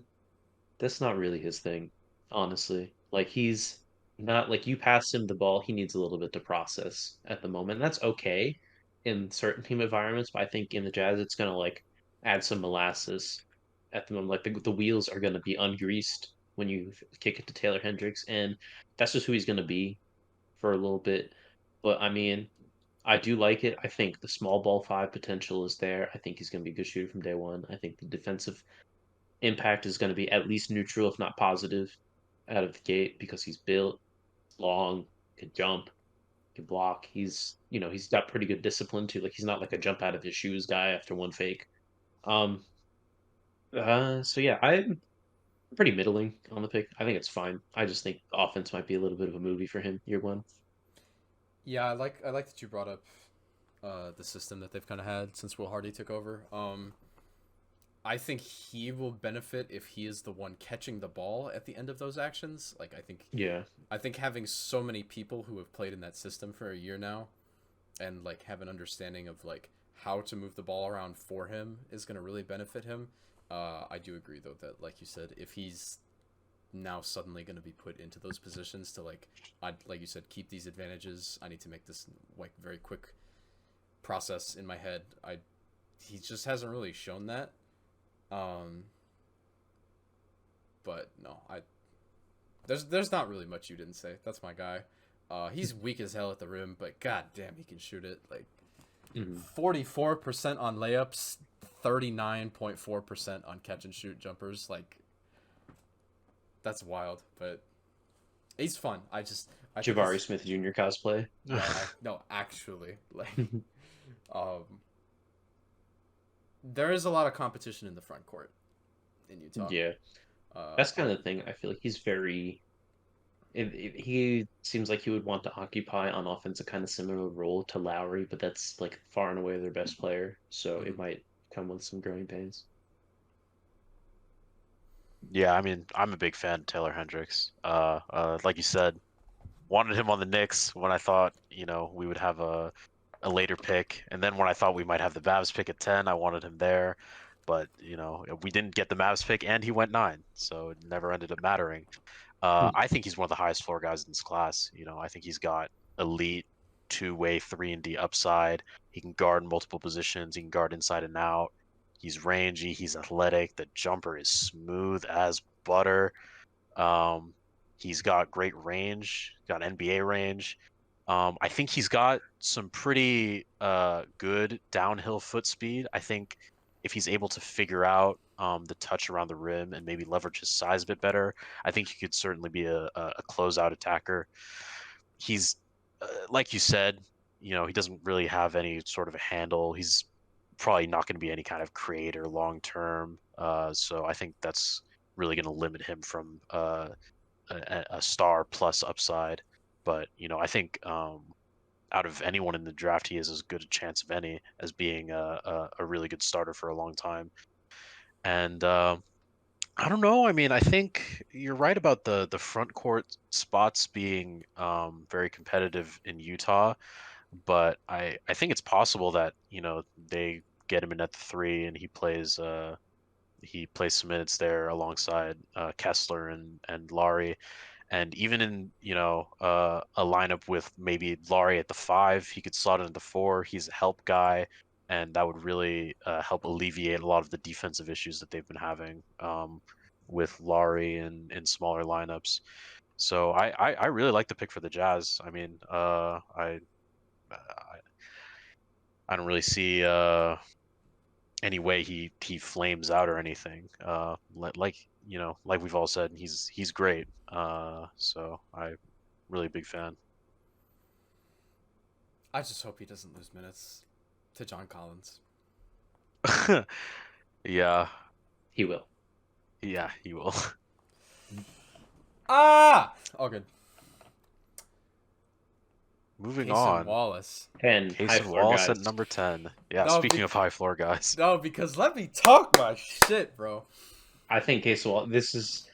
I think this is like the first player, other than like Wemby, that all of us are like definitely super in on Yeah. for his I slot. mean, you guys know me. I was always more like a, just the way that I played when I did play. I was always very like defensive oriented. Like before I learned how to shoot a ball properly, my dad taught me how to sit in that chair. Like, so I've always been super in on like very savvy, skilled, high IQ defenders, and fuck, this guy is just that in spades, man. I see so much of Drew Holiday in the way that he defends. Strong chest, plays with his chest, absorbs contact like it's nothing. On post-ups, like he will just always get a hand in there or fight for possession. Great on the perimeter, great in isolation. Like, could maybe be a little better at the point of attack, but like generally has the right idea. Just really, like when you talk about defensively, like just really the full package of like activity, IQ, speed, strength, like just motor. You will never have to coach this guy on that end. Like, it's so fun to watch. Like, I really think there's almost nothing more impressive at this level than watching someone like guard the best player and like make them unable to do anything. And I think if you give it a year or two, like this, I think this guy's really going to be in a position to do stuff like that. He can handle the ball, but you probably don't want him to be like a primary creator. Like the facilitating is not really there. The pull up is great. The catch and shoot ability is certainly there. He has more of a three ball than like a lot of the guys selected in this range. So I think he's going to really thrive with the primary ball handling that they have over there with Shane Giddy. But no, just I love this guy. I can't wait to watch him. He's going to be just magnifique. Something about these Kentucky guards, man. No, I They literally just wrote. keep doing it. I literally wrote at the end of my thing, another young fun player to add to the extremely likable OKC core. These Kentucky guards are crazy. They are something. They just pump these guys out. I mean, this guy, Cason Wallace, he is different when it comes to perimeter defense. I mean, I think he might be pretty clean, the best perimeter defender in this draft. I think he's actually really good on the ball and leverages his strength and wingspan really well. But off the ball is where he makes his money. He's just disruptive. He's got quick feet. He moves his hips super well. He gets in passing lanes. He helps. I think he can switch onto a lot of wings in this league with his length, and he's got some pretty impressive touch too. He shot the three ball pretty willingly. He's not bad off the catch, so I think long term that's going to be a strength for him. He doesn't have a lot of offensive polish overall. He isn't the best downhill athlete. I think he'll struggle, getting around his man on that end. He doesn't have much of a handle, and he's not really a creator. But for a team like the Thunder that has so much of that already, having a guy who's just a stopper and hustles and can play without the ball, I think they've really, really nailed this pick for OKC. I'm a big fan. Lou Dort, you are a Sacramento king.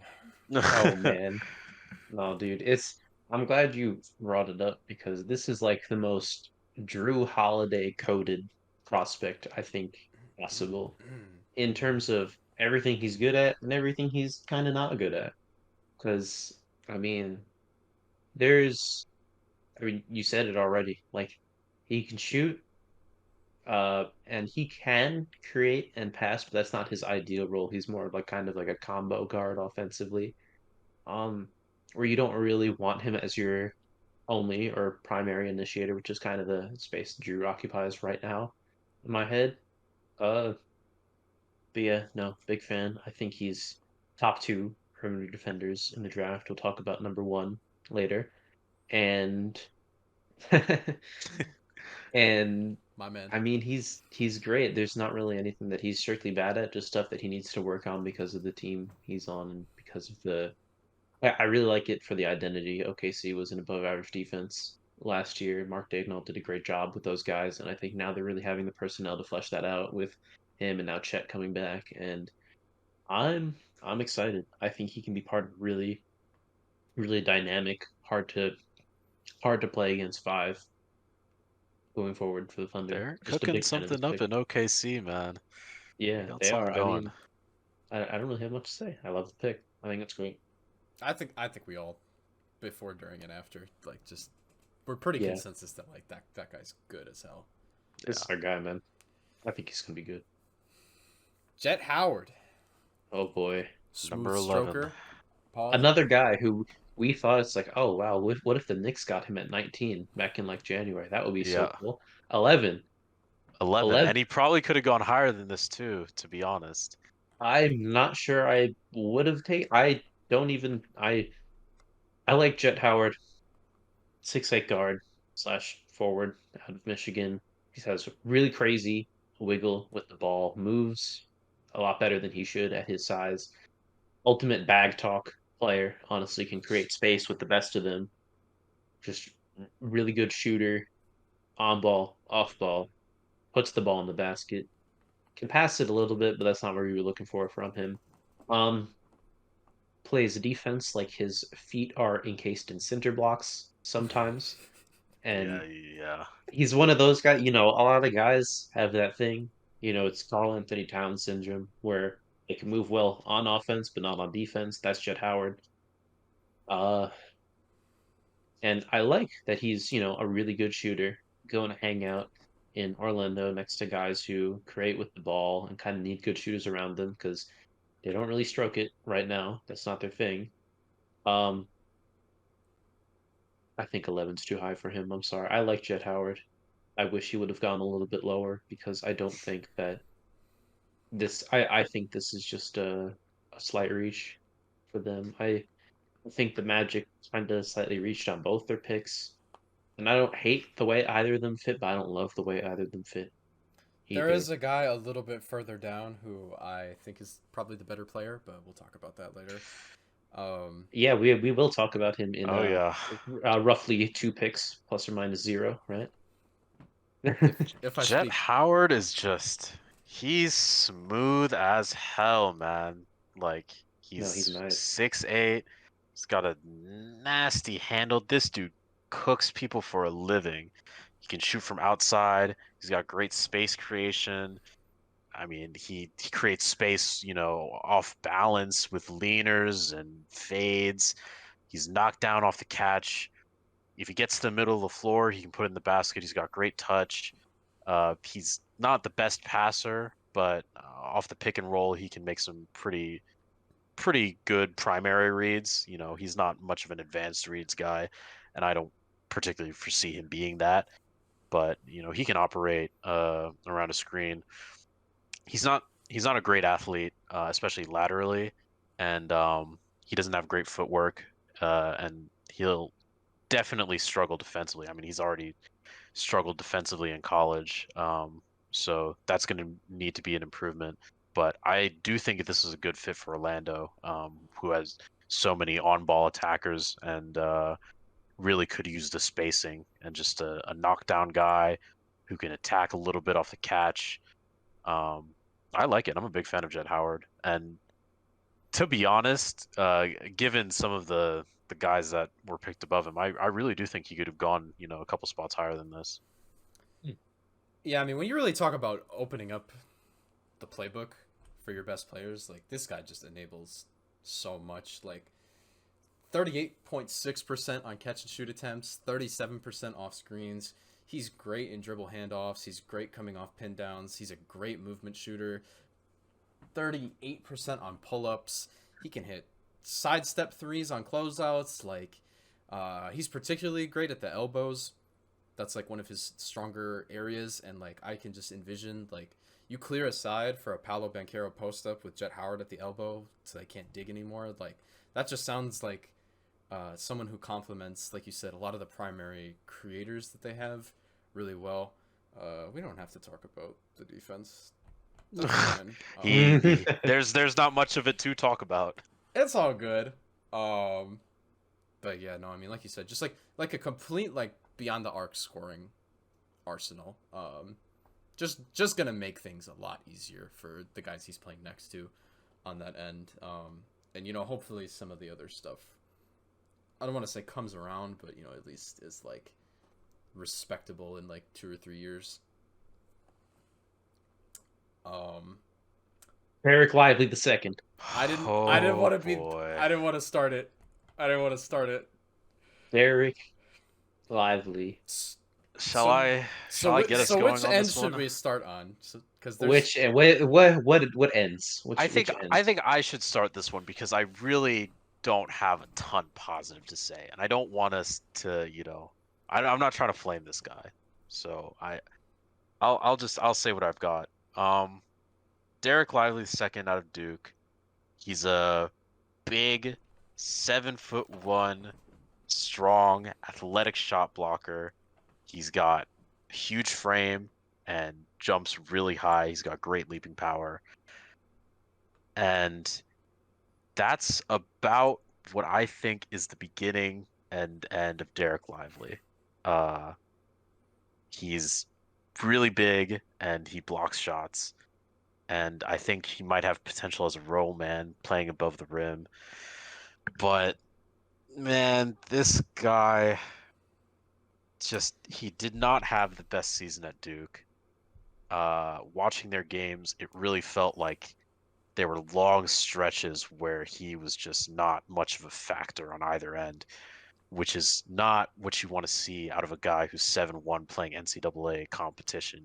When you get a guy this big and this athletic, you want them to be a physical force on the game. And I just feel like he really wasn't that for so much of the season. He doesn't have a lot of feel for the game. He doesn't have great touch. And I mean, I I feel like defensively even there was a lot of lack of discipline from him, and he certainly racked up blocks, but I feel like a lot of it was just a leverage of his size and athleticism. I don't think he's a particularly smart defender. I don't think he makes the best rotations. His processing speed on that end isn't elite. It's good, and a lot of the upside in Lively, who was a top prospect in high school and kind of fell from that, is in this outside shot. But I don't know. I can't say that I think it's there for real. If It wasn't all there we for him have in to go college. on is clips from Nike EYBL when he was 17 years old, maybe Yeah, maybe we just admit that he can't shoot like I that mean, they at this say he stage. shot very well in his workouts. I don't doubt that that might have been the case, but I don't see that being a long-term strength of his. And you know, beyond that, it doesn't seem like there's much to this. He blocks shots and he's big and athletic, but that's really about what it is. And I don't know. I can see the idea for the Mavericks here, who have struggled at the 5 spot for so many years and who've really been looking for that kind of role man to pair with Luca and a more physical presence in the paint on defense. I don't know. I just feel like 12 it's not really his range. Uh, yeah, I don't know. I'm not a fan of this one. It is hard to be a rookie in this league. It is hard to be a big man in this league. It is very fucking hard to be a rookie big man in this league. And when you think about things that rookies typically come into the league at every position and struggle with, shooting consistency, fouling, turning the ball over, these are all things that he is already pretty bad at. Like, for as much like rim deterrence as he has, he also was a foul magnet in college. Like, again, like you said, I understand. Like, they've always had like a couple guys in their front court who can do everything. Like, they've had like the versatility of Maxi Kleber before his injury, who could shoot and like could guard some fives and like was a pretty versatile defender. They have like Dwight Powell, who's like not great at the rim, but he's like a hustle guy, and like he can catch lobs if they're there. And they got Christian Wood, who doesn't play like a defense, but like can really space the floor. And so I understand when you see a guy who maybe you think could be all of those things, you want to like take a look at him, but it's just he's just not like, I don't want to be rude, like respect to him, but like he's just not good like at this level currently. Agree that he's not good at this level currently. And I think, Bashir, I think you know that for most of this draft cycle, I was super out on Derek Lively. Up until like probably the end of January, start with February, I was like, I don't know if this guy should be a first round pick. However, however, Oh boy. the tape from I would say like starting starting their game against Miami in mid to late January, going to the end of the year, I hope that they play it everywhere in the Dallas Fort Worth area because that will, for the foreseeable future, feed entire families, perhaps even a city.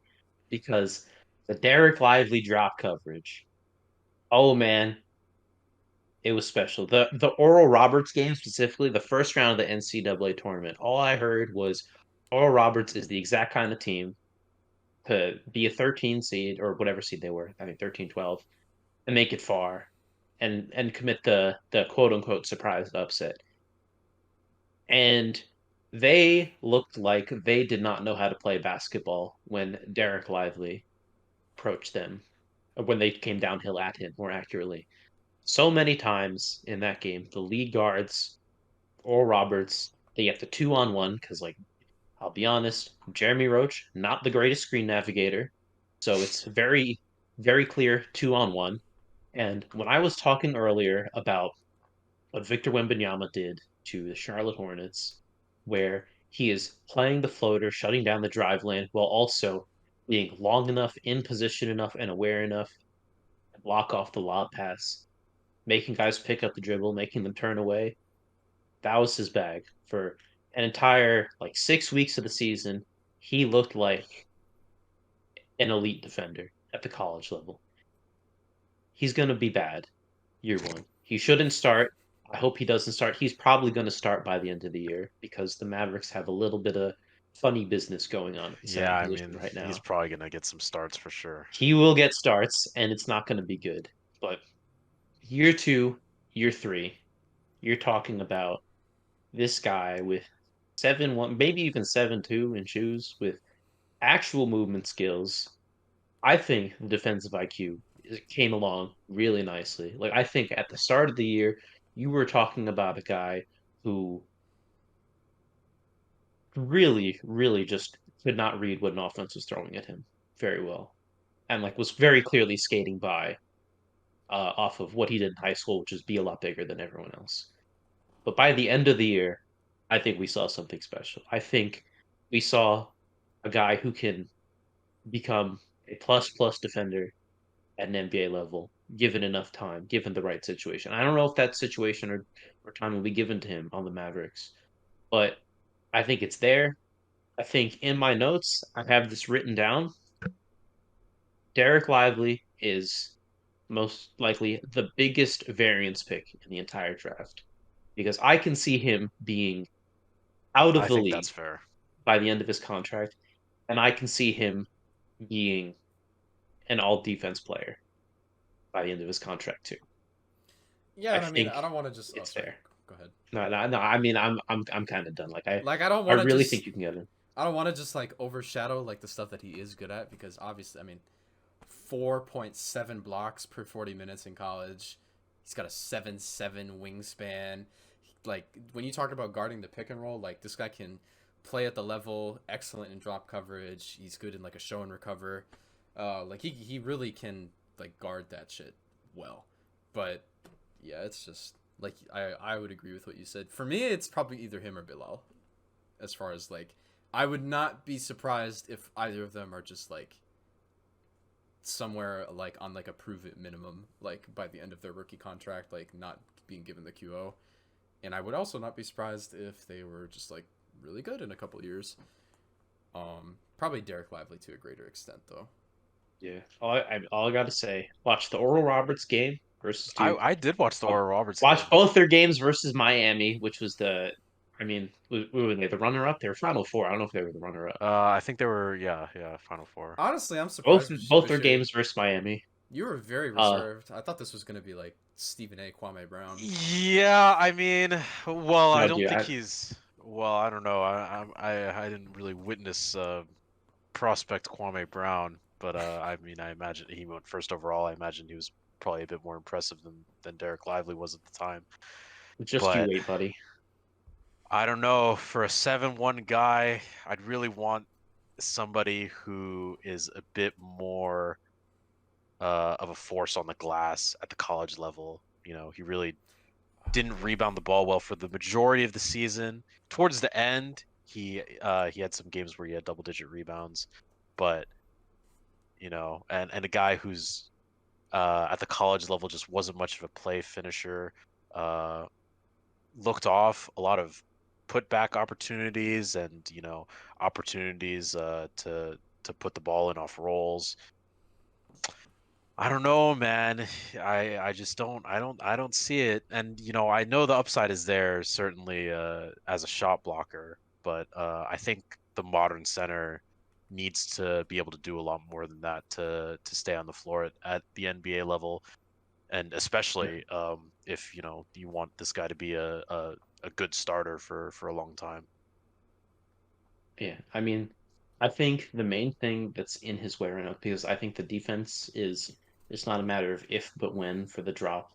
I think the main thing is going to be, please, for the love of God, you are playing with Luka Doncic. If you can take the first hand and the second one, and then when the basketball comes to you, you grab it and then you put it in the basket while in the air, like you jump and you do all those things.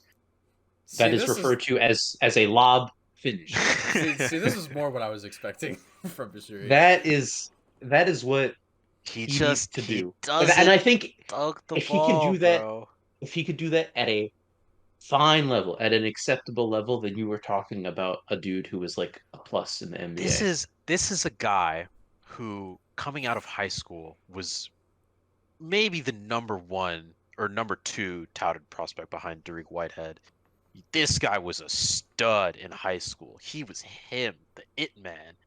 And to come into college and to be as passive as he was, attacking, really by and large smaller college defenders, certainly smaller than what he's going to see in the NBA, and to be as passive as he was when it comes to the offensive and defensive glass, it doesn't inspire a lot of confidence in me in a guy who's being picked 12th overall. I mean, his stock fell so far. This guy was supposed to be potentially the number one overall pick, or sorry, the number one overall American prospect, and it really just didn't work out for him. This is the kind of guy who I feel like is kind of a victim. Well, I don't want to say a victim, but Yo. from a basketball sense, is a victim of the one and done culture. This, like, I really do think he should have gone back for another year, and I think it would have benefited him a lot to get some more experience, because this NBA transition, playing the most physical role in such a physical and fast league, is going to be really, really hard for him. Yeah. I mean, I do see what you're saying. I think there are probably like three teams in the entire NBA that would have him at the top 15 on their board. One of them is the Mavericks, another one's probably the Pelicans. Um, and this is a high slot for his current talent level and for like his overall prospect evaluation. But I do see the vision, and I hope that he can come along because he is in such a theoretically good position where if he can, left hand, right hand, ball in, like it's there. If he can make it happen, then you're talking about like a really good player. But the question of can he make it happen is a very valid one, and one I'm really not sure I can answer right now. Let's talk about Dick. The most Oh God. worked up white boy this side of the Mississippi now. See, Grady. There's always one. if That there is- was And, ever a fucking team that needed this guy's skill set, it would be Toronto. What you mean, a dude who can Another shoot? 6'8" guy. Hey, Just- he can shoot, buddy. Just Be someone nice. who can shoot the basketball, and Oh, and at a man. high Oh, volume in the half court, in transition, like. Will just, I mean, they have Gary Trent who like will do all of that, but like will probably not be efficient at it. No, They just dude, needed they like needed this guy. they needed a guy like in this archetype. They needed Um, him so bad. And Don't he, a- dude, don't ask him to defend. hey, no, no, no, no, no. I don't think that's fair. I think he can be like a pretty all right defender. Actually, I think he's got a nice base. He's got strong legs. I think he has good defensive instincts. He's not like a lockdown guy, but I don't think he's someone you need to hide year one. I think like, he might end up being quote unquote hidden anyway because the Raptors are like a defense first team, defense first org. But no, I think when you're talking about like he's I don't think he's Jet Howard defense. I think he's like significantly better no, than I think he certainly moves not better. Chet Howard. I think I've seen some really nice transition blocks on his end. Like he can get up, like, and I really think this guy is like pretty good in Toronto. Like the finishing package and the way it came along was honestly, I was a fan. Like he had some nice little like up and under reverse layups and little scoops like around Tony Parker style at Kansas that inspired confidence, and the shooting is just it's lights out. It seems like a top five, top three shooter in the whole draft, and he's gonna come in and he's gonna be scraping like knocking on that 40% door, and by God, do they need that because Pascal Siakam creates like I think it's like top 20 open 3-point looks in the NBA are created by Pascal. Like he's up there with guys like Giannis and Ja and Luca. Like he will get you open. But the guys on the Toronto Raptors, it kind of doesn't matter if they're open right now because they can't hit it. And Grady And Dick can hit it. they somehow have even less playmaking on the Raptors than they did before. Grady Dick can hit it. And that is Respect what they Dennis need. Schroeder. Oh gosh. Yeah, I like Grady Dick. I mean, he's got NBA range. You know, pristine mechanics. He's a big wing shooter. Unbothered by most closeouts. He's got a pretty quick first step. He's a solid closeout attacker. Can finish out around the rim with finesse and force. He's got good body control. He's got pretty good core strength for his frame. And he's got some playmaking upside too, attacking closeouts. I think that's something to look out for. And he definitely has a lot of effort defensively, which I think is huge for a guy like this who you really want to have like a 3-and-D upside. I think long term he needs to get stronger. He's a bit not quite filled out yet fully. His body's very wiry. Yeah, yeah. But I think if he can do that, he can certainly maximize a 3-and-D ceiling. He's not much of a ball handler, and I think in Toronto, with as little, downhill playmaking as they have right now, he could kind of struggle, considering he's a bit more of a connective guy.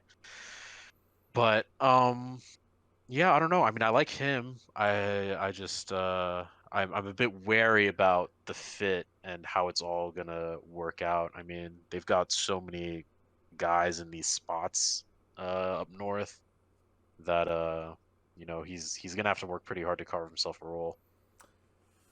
Yeah, and I mean, I'll give you credit on the defensive end. I mean, he does have very quick, active hands. He reads passing lanes pretty well, and he gets a lot of strips on the ball, just with his length and his activity. So I think he can be, especially, like you said, with a team like Toronto. We don't know how they're going to look under Coach Darko, just because Nick Nurse was kind of a terrorist, and so we don't know if Darko's going to kind of run it the same. But, they certainly have the personnel around him to let him be serviceable on that end. To me, the allure is mostly in this was a team that really lacked guys who can get their own shot as well as play make for others. I don't really think he's doing, like you said, a lot of the primary like creation for others. But I mean, when you talk about him, catching the ball and like the counters that he has, like get to his shots that he wants, like he really has the full arsenal of like footwork and such. He's very good as a ghost screener. He reads pretty well out of DHOs. Like people are going to crowd him on DHOs, and he's usually able to make the right read. He's a good pocket passer. So I can see a lot of empty side actions with him and Pascal Siakam opening things up. I don't think that's something Pascal's really had in a while. But what can I say? I love Dick. He's gonna look good there. All right, moving on next to wrap up the lottery, we've got Jordan Hawkins out of UConn to the New Orleans Pelicans. And we've talked about this guy in passing. This guy's probably the best shooter in the draft. He is a sharp shooter in every sense of the word. He plays with NBA range. He shoots them from deep. Can shoot off curls, screens, handoffs, pin downs. He spots up in transition. in that sense, he's really got the whole package as a knockdown 3-point shooter. He is kind of small, but he rotates pretty well defensively, and he's a smart decision maker with the ball. He moves it quickly. He has pretty good processing speed. I think the limiting things for Hawkins really, and why he's probably not getting picked a little higher here, he's not much of a ball handler, and he's a bit of a combo guard right now, lacking size. So I think there's going to be a bit of a barrier to him entertaining a sort of higher usage role, because physically he's a bit limited, and I think it's pretty unlikely he ever ends up being a plus defender, despite his decision making and his IQ. And he's not the best finisher around the rim as well. I think he shot something like 42 or 43% around the rim. But yeah, I mean, the Pelicans, they need good basketball players, and he's certainly good at one of the main basketball skills. So hopefully they're able to find a role for him there. Uh,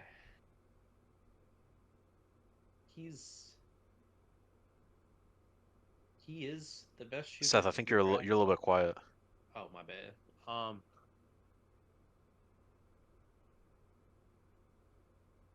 We're good? Nope. Oh, there you go. There we go. Yes. I'm a decent amount. I watched a lot of play of Damian Lee II, and I think I'm that's not meant to be denigrating, but to me, I see a guy who shoots, and that's what he is, right? And Damian Lee is a great shooter, and that's kind of all he is, and that's what I see in Jordan Hawkins. I see a dude who, I mean, the way he like squares up to the basket and just will hit anything is pretty special. Honestly, he can snipe it, and as someone who like that's my main skill when I play, I love that. I love that for him. I think he's gonna be knockdown. I don't see like almost anything else. I don't see the defensive upside. I think he's going to be a defensive minus for his entirety of his career in the NBA. Uh, whether that's a minus or like a big like double minus remains to be seen. He can dribble like a little bit, but again, he's not like super comfortable getting into his own shot off the dribble. Like his off the dribble like numbers are like so much worse than his catch and shoot to like a pretty staggering degree. Um, and I don't know. I don't see the juice. I don't really see the defense. I see a guy who can stroke it, but I think he's just like a I think the Pels reach with this. I think this is like a dude where I don't foresee him being like a long-term starter, which is a little harsh, I guess, but I mean they first of all already have good starters, and that's not even including the fact that I feel like he is smaller, less athletic, less interesting, overall lower ceiling Trey Murphy. Damn. Dude, I I don't know, man. I He's don't like Justice disagree. Shooter to me. I mean, I think in a long-term sense, really the kind of upside you're looking out of a guy like Jordan Hawkins is like a microwave bench guy, really. I mean, Yeah, I think that's long what I see term too. he doesn't really have the frame or the athleticism to be the kind of guy who can play big minutes, and the handle just isn't there enough for him to sort of run offense for a second unit. So I mean that's really what you're looking at. You're looking at a guy who comes off the bench, snipes 3 or 4 threes, and gets off the floor pretty fast. But I mean there's always places like that for guys in this league. So I think if he's able to sort of iron out some of those auxiliary skills, then he can carve out a role. Yeah, no, there's places for that. I just don't think one of those places is the lottery. Yeah, maybe not. If there was a team for him to go to, though, Pelicans need spacing around, their best players. Like Brandon Ingram's not a high volume 3-point shooter. Like he makes them at a decent clip, but he's not really someone who's, taking 6, 7 threes a game. Zion Williamson, non-shooter. You're not really looking at Valanciunas to be like the greatest floor spacer. And I think especially, and I touched on this later in my my rookie team predictions, for a team that has been really injury riddled the last couple of seasons, there's gonna be opportunity for him at some point this year. Whether that's, a couple games, or if there's like a larger stretch where someone bigger goes down and now, he's playing pretty consistently for maybe like 20, 25 games. I think the opportunity is going to be there, and he has a skill set that really pops with a lot of these players. Like, him and Trey Murphy's shooting together on the floor is disgusting. That is an absurd amount of spacing. Just like the distance that both of those guys can catch it from, like behind the elbow, like just offers a ridiculous amount of like options. From running an offense at the middle of the floor. Like, you can't help one away from these guys. You can't, if you have one of these guys in the corner, you can't tag the roll. Like, it's, with the quick high releases, like, I think that's something to watch for, especially because it doesn't really look like we're going to be getting at least a serviceable jump shot from Herb Jones anytime soon. I think that's something they've really missed the last couple of years. I think he might have a larger role than you would anticipate, just because, again, it's the Pelicans. There's going to be dudes in and out of the lineup. No. All very true. Well, With the lottery? That wraps I up feel the like we lottery. need to talk about the guy.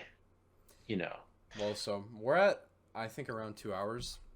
So Oh my god. So let's just lightning round our personal picks, and then we can save the rookie predictions in the draft for next episode. And All before right. personal picks, I don't know, dude. I feel like we kind of have to talk about Cam. We can talk about Cam Whitmore. Shout out to Cam Whitmore. Shout out to Cam Hey, Whitmore. man. I mean, if you remember, Bashiri, earlier, it was during my college semester, we were having a conversation while I was at school one day in between classes, and I was watching one of your guys' games, and we were getting into like some draft stuff. I think it was in March, around the time of the NCAA tournament. We were discussing a particular Brunson Whitmore transition game that would, I believe it was, feed families. A lot of families, for sure. I mean, 20 is crazy, bro. This is one of those guys who, for almost the entire draft cycle, I was thinking like, man, it would be a fucking miracle if we ended up with the Mavs pick and were able to snag this guy at 10. Like, there's no way. He's probably going top 5, top 6, maybe 7 to Indiana or something. But I mean, he said it himself on draft night. He could go anywhere between 4 and 20, and that's exactly where he landed, at 20 to the Houston Rockets. And I mean, we as fans, I feel like nobody really knows why. There's been rumors about physicals or his attitude and some, team interviews or whatever, but I don't see the attitude thing. we watched this guy. He's talented as hell, scoring the ball. It just feels like there's so much upside here for this kid to be a star that him going under the 19 other guys is kind of insane. I think Cam Whitmore is the best prospect to come out of the NCAA this year, above Brandon Miller. I think he is so incredibly special athletically. Like, he is like, I think the Rockets may have gotten the 2 best athletes in the draft. And this is not like a Rockets thing. I know I said I liked him, but Whitmore is like, he is like a very big built 6'7". He is already like one of the best defensive players in the country last year at the college level. Like, he was guarding 2 through 4. Like, he had like enough help side because he just has like crazy like 40 plus bounce. Really strong, really physical.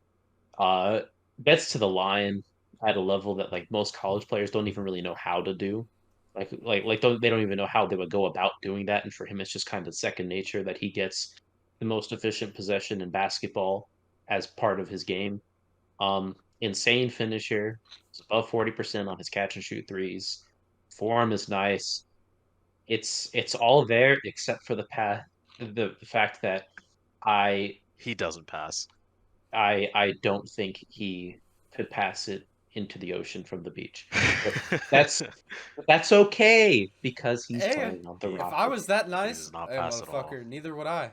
He is no, he is Like, so nice. He is so good. I think I had him like as like my fifth best prospect. I think he's fourth or fifth, like up there with like Asar. He's really, really something. And I think the Rockets got away with one. Whenever it comes to like big injury faller guys, like draft day fallers, I'm never worried. I the place they were like the week before the draft is the place that I usually feel like I have them in my head, regardless of like he fell like 15 picks. We all know he's not a 20th talent. He's not even a 10th talent. We're talking like maybe top five. And I think we saw that in summer league. He played so well with the men. Their chemistry was unbelievable, frankly, for two 19-year-olds who had never seen each other before. And I think we're gonna see a lot of good from You him. just gotta wonder what What could it have been, bro? what could it have that's what I'm been? saying. I don't buy the attitude thing. Like, truly, like from every, and it is interviews and stuff. But like from every interview I've ever seen of him, especially like post draft, post summer league, like just talking about like the whole process of like becoming a He's pro. a chill Like, dude. Like he's a chill dude, except when he's on the court, he is a fucking winner. Like that guy has a motor. yeah. When you talk about players who like you don't have to coach effort and like winning, like he really is, like he has those intangibles of like just a guy who like you just, like I said, you just won't have to, like, that's not something you ever have to coach with him. So personally, I don't buy that. I don't see how he could be that way in public for his whole life and then just go into the most important interview of his life with an NBA executive and just grief it. It has to be a physical thing. Like I really don't see another like way that he fell that far. Dude, I This don't guy's know, a dude. problem, man. Villanova is just producing some talents, man, and I find it amazing that so many teams seemed willing to pass up on this one who had so much success coming out of such a good program.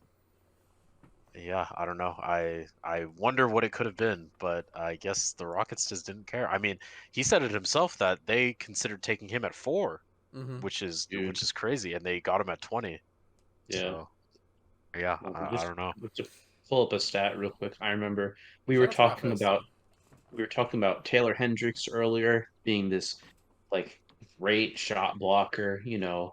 It's gonna be like an impactful four at the next level, maybe even like a small ball five who can like who can have like a serious shot at anchoring. That's like a pretty serious amount of defensive praise to heap on a guy after 1 year of college, right? So we're talking like Taylor Hendricks, good defender, very good defender, and good defensive ceiling. Cameron Whitmore had a higher defensive box plus minus than Taylor Hendricks. This is a real guy, and that is his less impressive side of the ball. This dude is real. This dude is so real. I cannot wait to see him and Amen play together for like 11 minutes a night before they have to give the ball back to Yeah, Fred. and I was just gonna say the only concern for me with Cam Whitmore is Dylan Brooks. Man, He's playing behind Dylan Brooks, and he will be playing behind Dylan Brooks for seemingly the foreseeable future. They signed him to what is it, 80 over 4, I think Get it that was. get that thing off the road, man. Like, what are we doing? $20 million a year. That guy's not coming off the bench for a while. So yeah, I mean that's a hurdle that he's gonna have to overcome. But I mean, the talent's all there. He is gonna have to figure out the passing thing at some point. I don't think he can't pass. He just doesn't really. he's like a S- smart offense player. He just doesn't see it. He has low vision. yeah, yeah, totally agreed. But I think for a guy who on the ball has such crazy upside, I mean, this kid is a professional scorer. Yeah. That's something that he's gonna be able to figure out or he's gonna have to figure out because you can't really afford to give a guy so many touches if they can't find the open man. But I mean, other than that, he's a full package player. He's got it all. He's got the athleticism, the frame. All right. Lightning round. We all have our personal rookies, guys from outside the lottery that we really liked, that did not make the full segment. 60 seconds for each of your guys. Seth, if you want to start, I will start the timer on your go. You can go. Okay. All right. So in the second round, the best perimeter defender in the draft was taken. Dropping all the way to 43 was round repair, and I'm not here to talk about him because it's not him. It's Jordan Walsh, going 38 at the Celtics. I knew it. Oh, It is Jordan Walsh. Jordan Walsh right now looks like Philadelphia Matisse Thybulle with like potentially a lot more offensive upside. Right now, he can't shoot. I know he can't shoot. He can cut well, crazy athlete, and oh my god, he is like the definition of like straight jacket on the ball. Gets in every passing lane. He is disgusting. He like wills himself to positive impact on during the tournament, and I think there's a chance that he could do that on an NBA floor too. As for my other guy, Colby Jones, just high floor role player, going to the Kings, wing who can defend, pass, shoot, finish. Excellent second round pick. Exactly what they needed because God, they can't play defense. Maybe they can now. Are you good? Oh, I meant you got a minute for each guy. You had For each guy? Yeah. Oh no, man, like dude, Colby Jones. Seconds. My bad, bro. Nah, No, you Colby had Jones, my 35 my seconds. king, my lion, my morning sun, third year player at Xavier. Was honestly just like everything you were looking for in like one of those end of first, beginning of second round role players going to a team that's already good and just needs like ancillary guys to pick up the slack. That's like the definition of like a winning player. Like he's not going to put a ton of points on the board, but he will defend, he will pass, he will make connective passes, he will create a little bit with the ball. He can shoot off the catch. And I just like him. I think he has everything the Kings needed. Time. Very nice. Oh shit. All right. Dope. All right, let me get you another 2 minutes. On your mark. All right. So, first for me, going 29th overall out of Gonzaga, we have Julian Strother to the Denver Nuggets.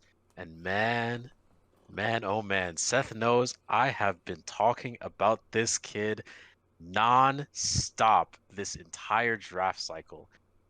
I think this kid is different, bro. This guy is one of the best shooters in the whole draft. Shot 41% from three in college on 5.5 attempts a game, I think it was.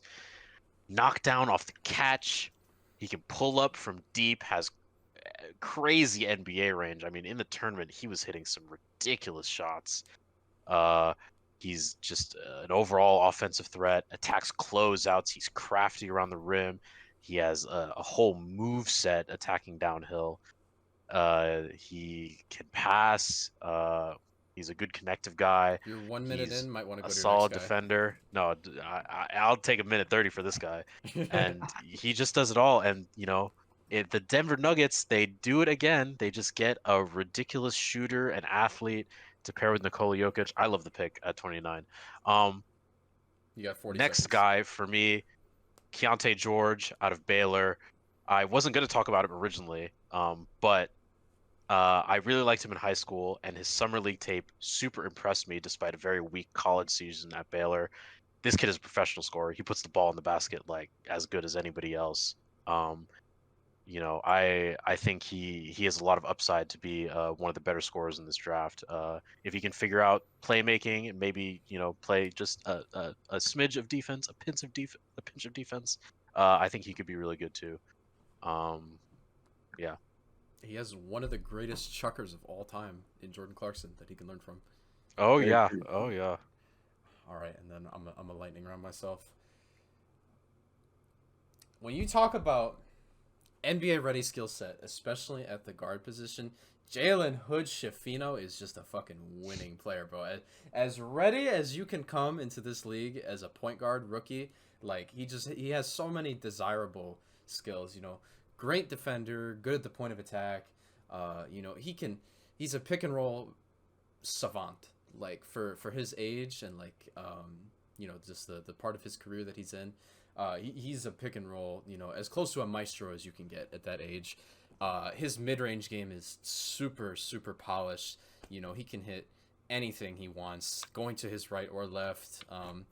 You know, the finishing leaves a little bit to be desired. Maybe doesn't pressure the rim the way you want. And the three-point shot definitely needs some time to come around. But he's a streaky guy, so even though he's not the most consistent, you will have games where he can hit like 3 or 4 threes in a game when he gets hot.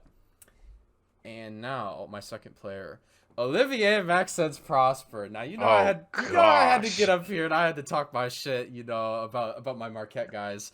When you talk about multi-positional defensive talent, like this guy is just fucking excellent on that end, bro. Like truly, like a 6'7" guy who does not get bullied in the post, despite maybe he's, you know, slimmer, longer frame, does not get bullied in the post.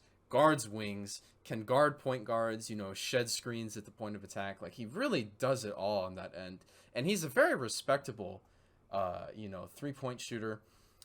He's a good finisher, 65% at the rim.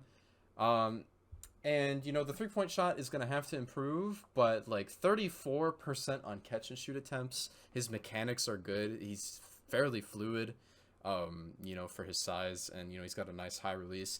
He has an NBA scout's dream physicals, and I think he's going to defend his fucking ass off in Dallas. We're done. Beautiful. Amazing. Let's go.